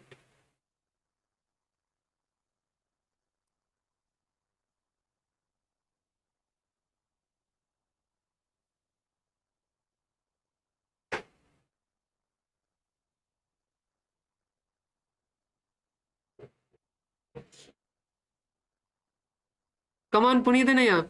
Yes, stay there.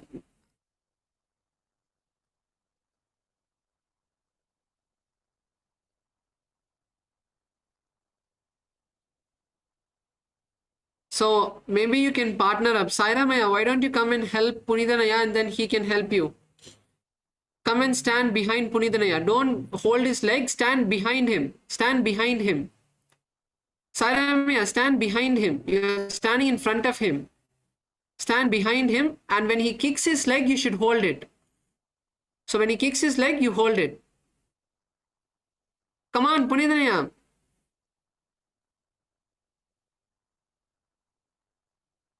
Yes, that's good. Now straighten your legs. Yes. Straighten the legs. Straighten the legs. Yes, that's good, Aya. That's good.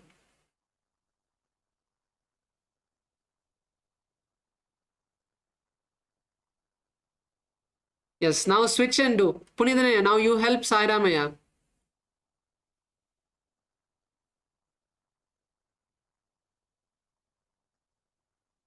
Sairamaya, like how you saw Punithanaya kick his leg, same way you should also kick your leg up.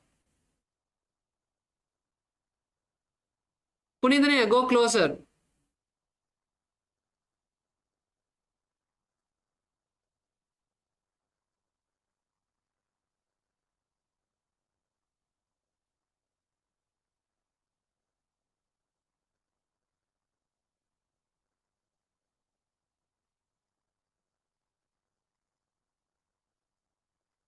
Yes, that's right, Aya. Lift your leg up. Lift your leg up.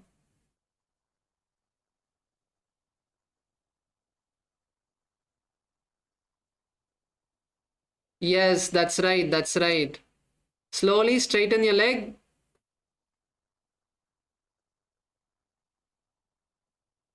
Yes, that's good. That's good.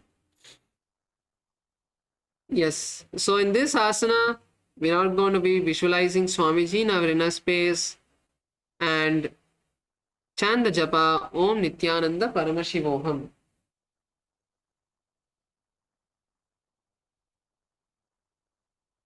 विपरीतं मण्डलं च द्विधैव विधितं हिनः दण्डाधनं द्विधा प्रोक्तं विपरीतोपवेशने सर्वाङ्गशीर्षभागास्तु षट्षष्टिप्रतितास्तु ते.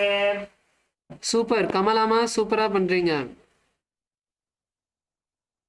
Super. Slowly come down. Let's take a moment to just relax ourselves.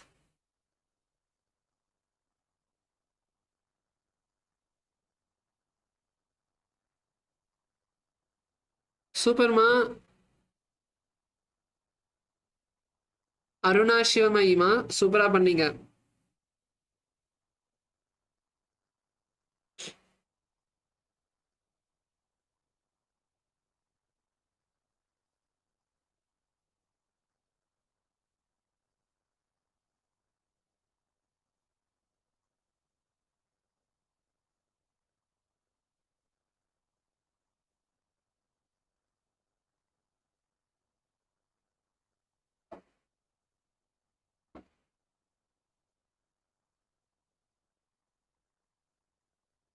Now let's enter into the next asana, which is Podhyasana.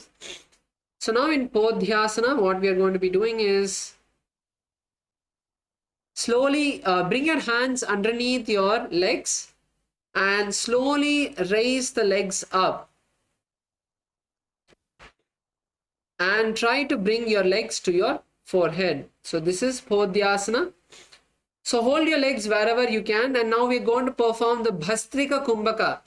So the Bhastrika Kumbhaka is where you exhale forcefully. So pull your stomach in and up forcefully. So if you see how Maharaj's stomach is going, it's going in and up forcefully. The inhalation will happen automatically by your body. You don't need to focus on inhaling forcefully again. Just focus on exhaling, exhaling, exhaling continuously. So that is the Bhastrika Kumbhaka. So in this asana, let's get into the Bhastrika Kumbhaka. Visualize Swamiji in our inner space. Saidamaya, Punidanaya. Raise your legs up and chant the japa Om Nithyananda Paramashivoham. Come on, let's stay here. Dogu हाथ पग बाहर आने गोड़ा तरे का कसी ठाने अंगुष्ठ पिंडली लगता धरे चरण उभे आकाश दिशि करे. Okay, lower your leg down. Next is Parigasana, similar asana. So this time bring your hands behind your neck. Bring your hands behind your neck and slowly lean backward. Lean backward and then again lift your legs up. So this is Parigasana. Let's all try Parigasana. Stay for a moment. Visualize a gada or a mace in your inner space, the weapon which Lord Hanuman carries. That's the gada. Visualize that and chant the japa Om Nithyananda Paramashivoham. Continue to perform the Bhastrika Kumbhaka. Stay there, stay there. शयनं कृत्वा पादो मिलित्वा प्रसार्य नितम्बं भूमौ स्पृष्ट्वा हस्ताभ्यां कन्धरां बद्ध्वा कुम्भकं कृत्वा तिष्ठेत् परिघासनं भवति. Yes, relax. Now bring your forearms to the mat. Bring your forearms to the side. Bring your forearms to the side and once again, now you're going to raise your leg up, visualizing a boat. So raise your legs up, keep your hands by your side. Again, continuously perform the Bhastrika Kumbhaka. Visualize a boat in your inner space and chant the japa Om Nithyananda Paramashivoham. Come on, let's stay there. Keep your legs straight. Keep performing Bhastrika Kumbhaka. भूमिं बष्टभ्य हस्तौ नितम्बं निधाय शिरोजङ्घापादान् दण्डवद्धारयेत् नौकासनं भवति. Yes, relax. Now we are entering into Rudrasana. Now bring your feet together. Bring your feet together. Insert your hands underneath the feet and lift the legs up and hold your legs. This is Rudrasana. Visualize Paramashiva in your inner space. Let's lift our legs up as high as we can. Try to bring your legs to the chest. Continue to perform the Bhastrika Kumbhaka in this asana as well.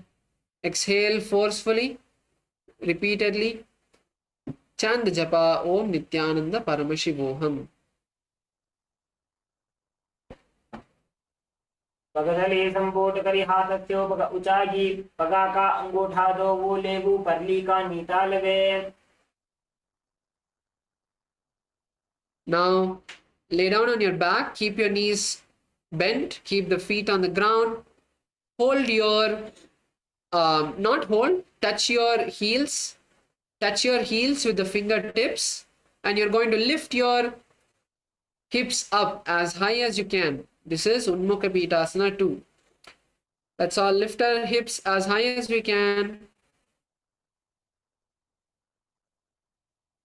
Visualize Swamiji in our inner space and chant the japa Om Nithyananda Paramashivoham.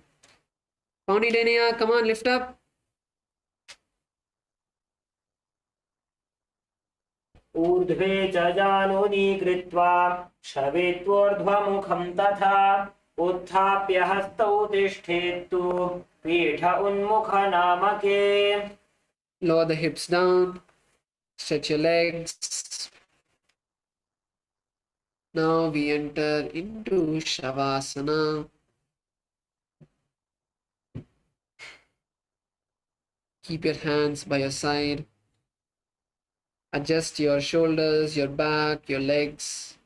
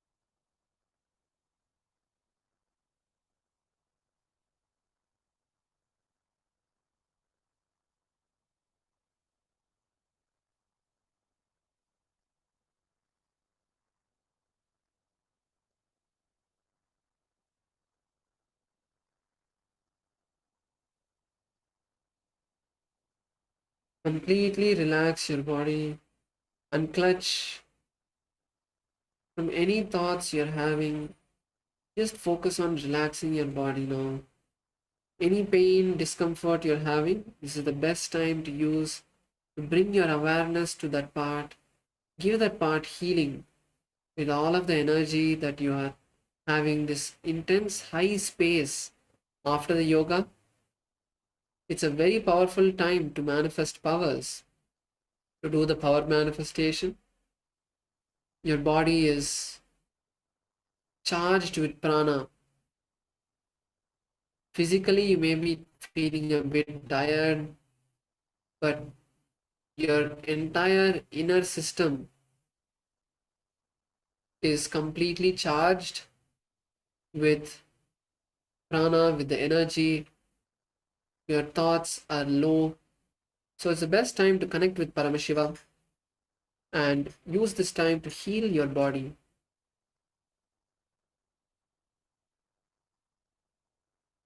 Do not get restless. Just be with yourself.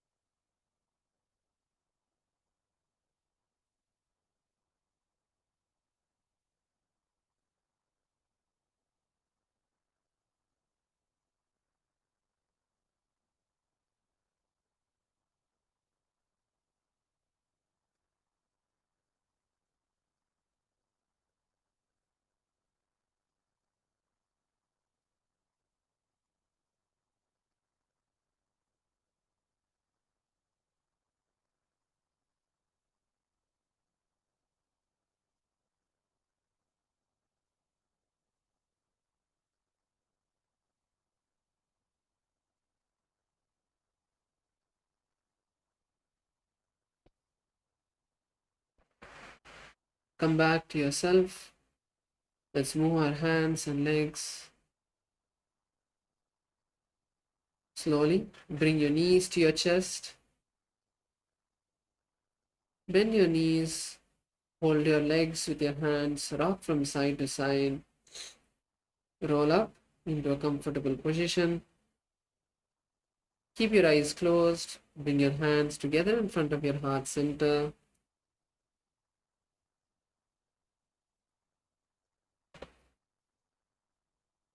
Visualize Swamiji in your inner space. Let's take a deep breath and chant the Purna mantra. Om Purnamadah Purnamidam Purnat Purnamudachyate Purnasya Purnamadaya Purnamevavashishyate Om Shanti Shanti Shantihi Harihi Om Tat Sat Sarvam Bhagavat Shri Nithyananda Paramashiva Padukarpanamastu Om Nithyanandam. Thank you all for coming.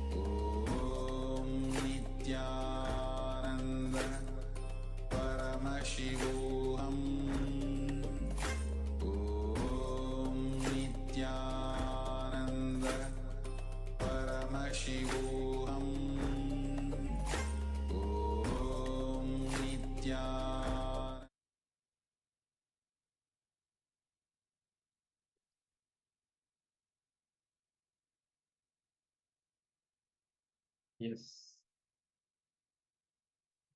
Nithyanandam Paramasukadam Kevalam Jnanamurtim Dvandvatitam Gagana Sadusham Tattvamasyaadilaksham Ekam Nityam Vimalamachalam Sarvadi Sakshi Bhutam Bhavatitam Trigunarahitam Sadgurum Tam Namami.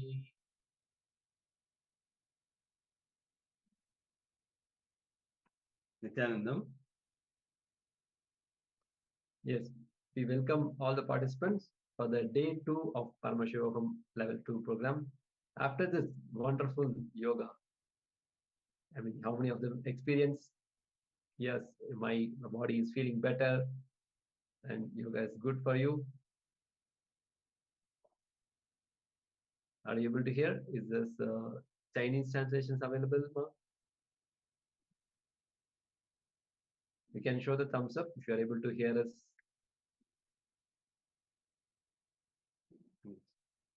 Okay, yes. Vidya Rupanaya, yes. Okay, we request all the other participants to switch on your camera and be participating in this session. Now, we are going to enter into the power manifestation. After this powerful yoga, we'll enter into the power manifestation before we enter into the further sessions. Yeah, I request all the participants to switch on the camera. Still, we see some of them not switched on your camera. I request all the participants to keep your cameras on so that we can enter into the power manifestation.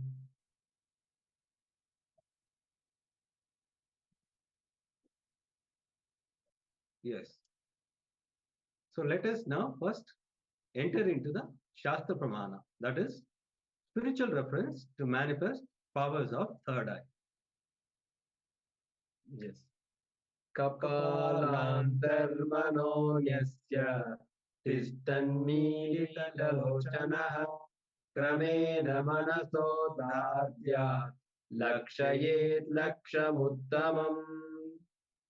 The translation goes, by fixing the mind on the inner space within the crown center and sitting stably, without any movement of the eyes closed in succession, by that stability of the mind and inner space, through the power of third eye, one directly sees the ultimate goal, Lakshyam. By having the vision beyond the sight that reveals any object or place, attaining the space of oneness with the source Paramashiva. Now, let us enter into the third eye power manifestation. I request all the participants to sit straight with your head, neck, and spine in a straight line. Have your notebook and pen along with you.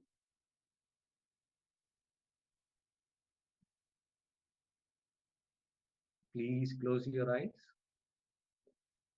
I request all the participants to blindfold themselves so that we can enter into the power manifestation.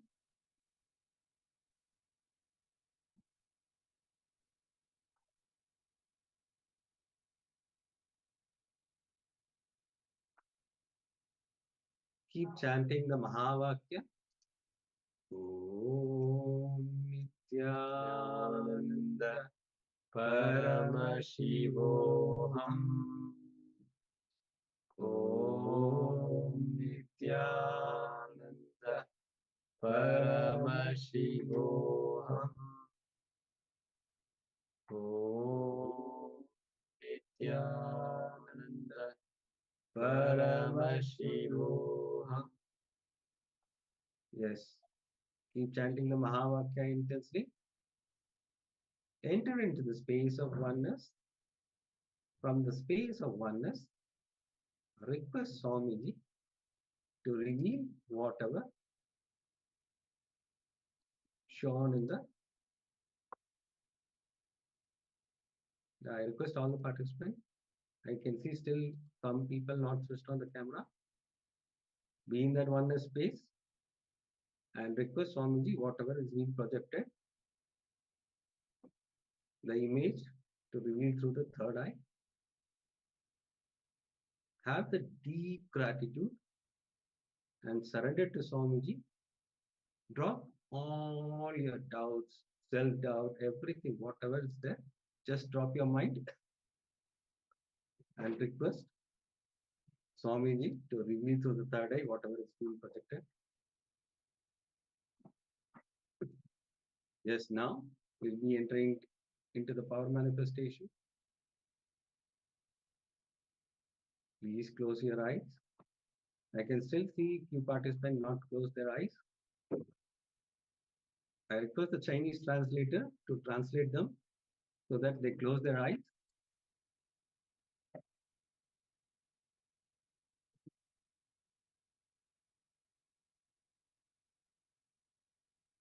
Yes, keep chanting the Mahavakya intensely.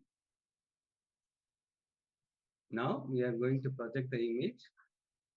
Let us enter into the power manifestation.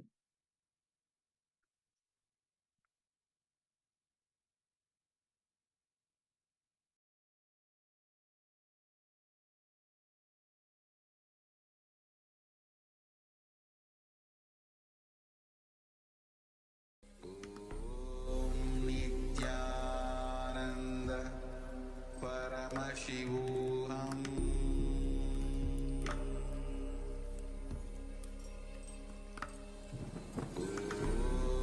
Nithyananda Paramashivoham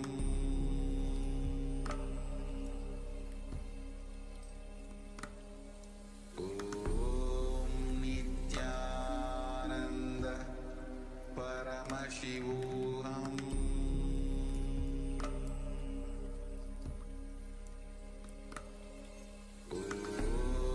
Nithyananda Paramashivoham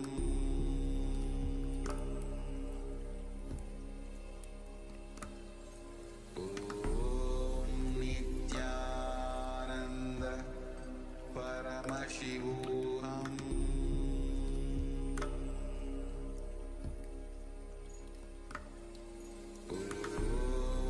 Nithyananda Paramashivoham Nithyananda Paramashivoham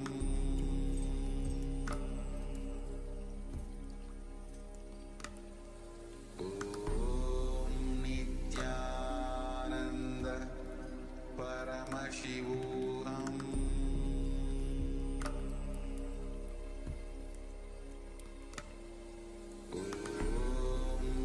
Nithyananda Paramashivoham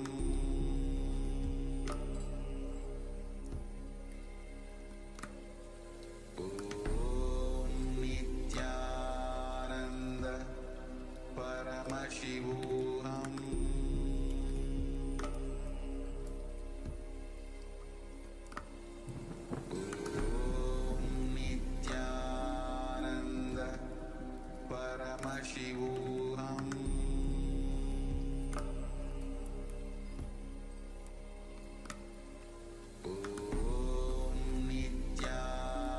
Nithyananda Paramashivoham Nithyananda Paramashivoham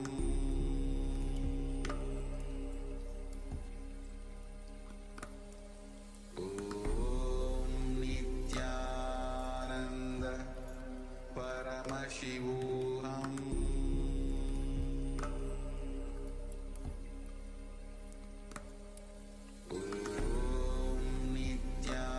Nithyananda Paramashivoham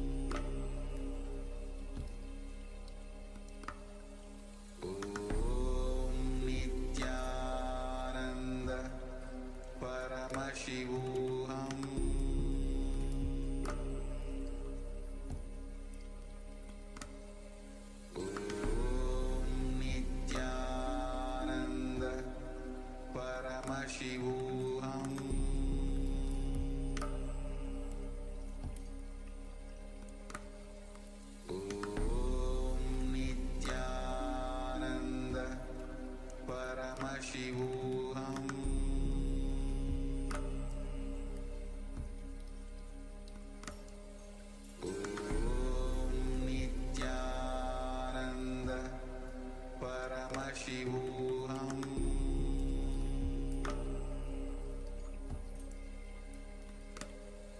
Om Nithyananda Paramashivoham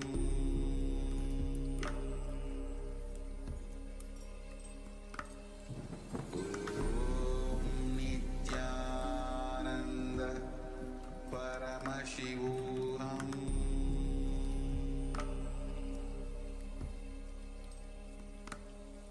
Om Nithyananda Paramashivoham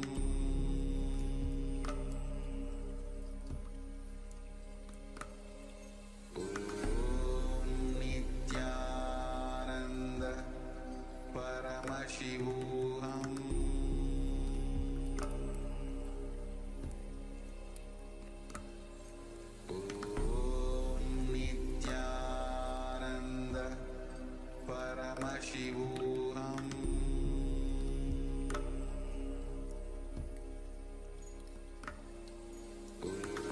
Om Nithyananda Paramashivoham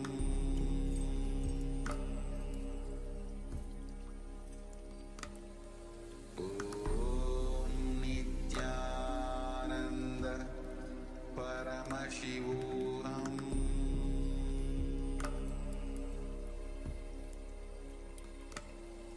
Om Nithyananda Paramashivoham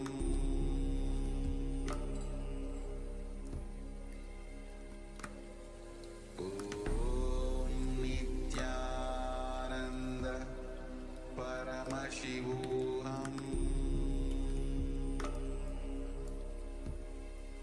Paramashivoham Om Nithyananda Paramashivoham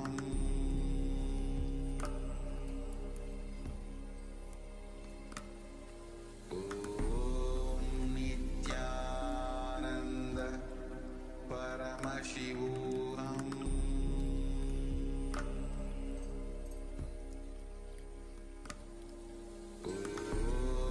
Nithyananda Paramashivoham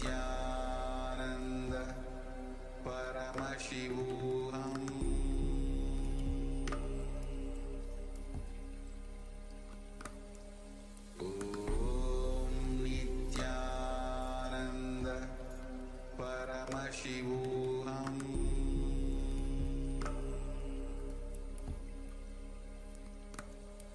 Om Nithyananda Paramashivoham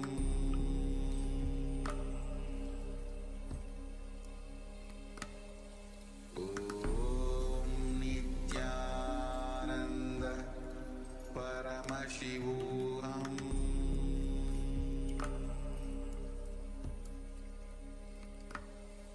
Om Nithyananda Paramashivoham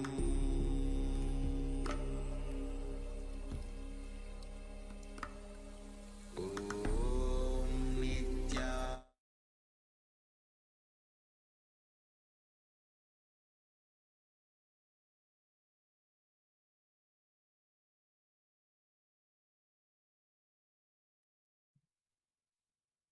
Yes.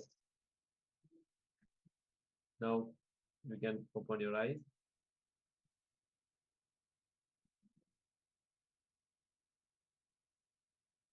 Slowly open your eyes with deep gratitude towards Swamiji. Whatever Swamiji revealed to the third eye, you can put it in the chat so that we can help you in the power manifestation.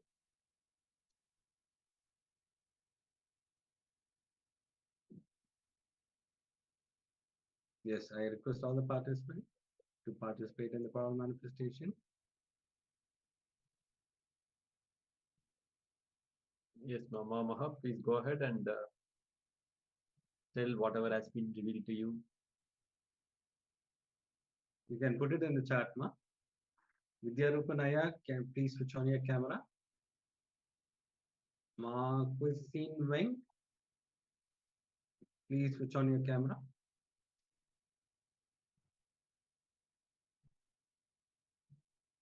Yes, how's the power manifestation? Can you please share your revelations with your Upanaya?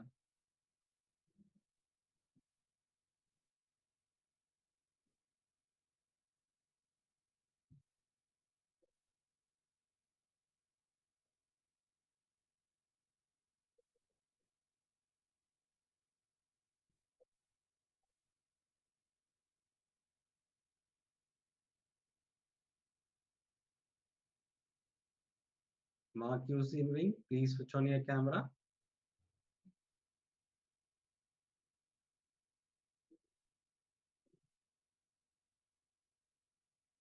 Yes, Aya, you can share whatever been revealed through the third eye.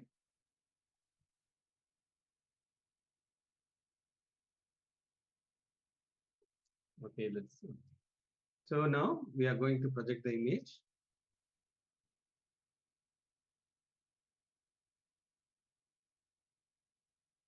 Yes, you can see two kids are playing in a lake in the boat. If you have seen water or the kids playing, you can put it in the chat.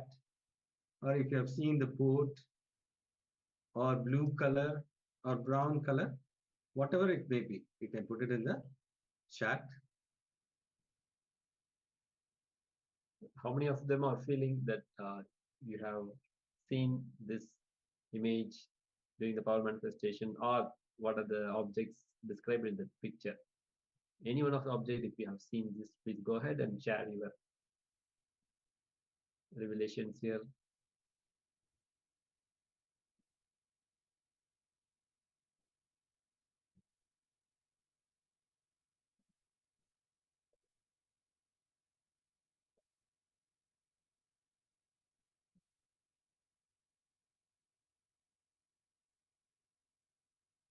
Okay, now let the participants keep sharing their revelations. We'll move on to the next round of the power manifestation. Yes, now let's enter into the second round of power manifestation. I request all the participants to sit straight with your head, neck, and spine in a straight line. Close your eyes, blindfold yourself, and chant the Mahavakya intensely. Enter into the space of oneness. Remember Swamiji through the third eye, and whatever Swamiji reveals through the third eye, request Swamiji to reveal through the third eye whatever is being projected. Be in that oneness space.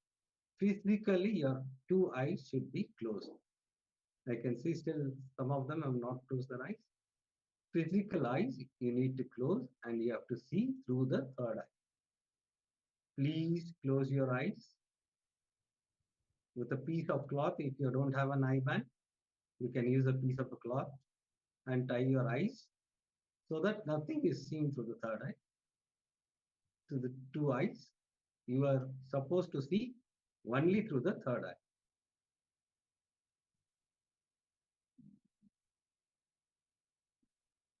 Intensely chant the Mahavakya.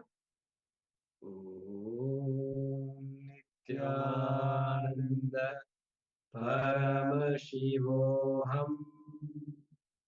Om Nithyananda Paramashivoham.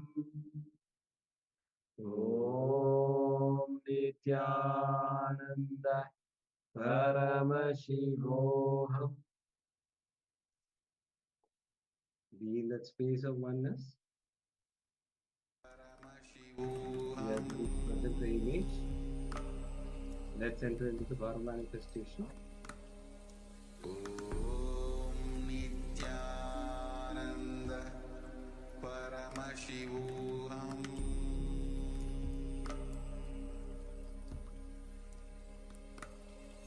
Om Nithyananda Paramashivoham.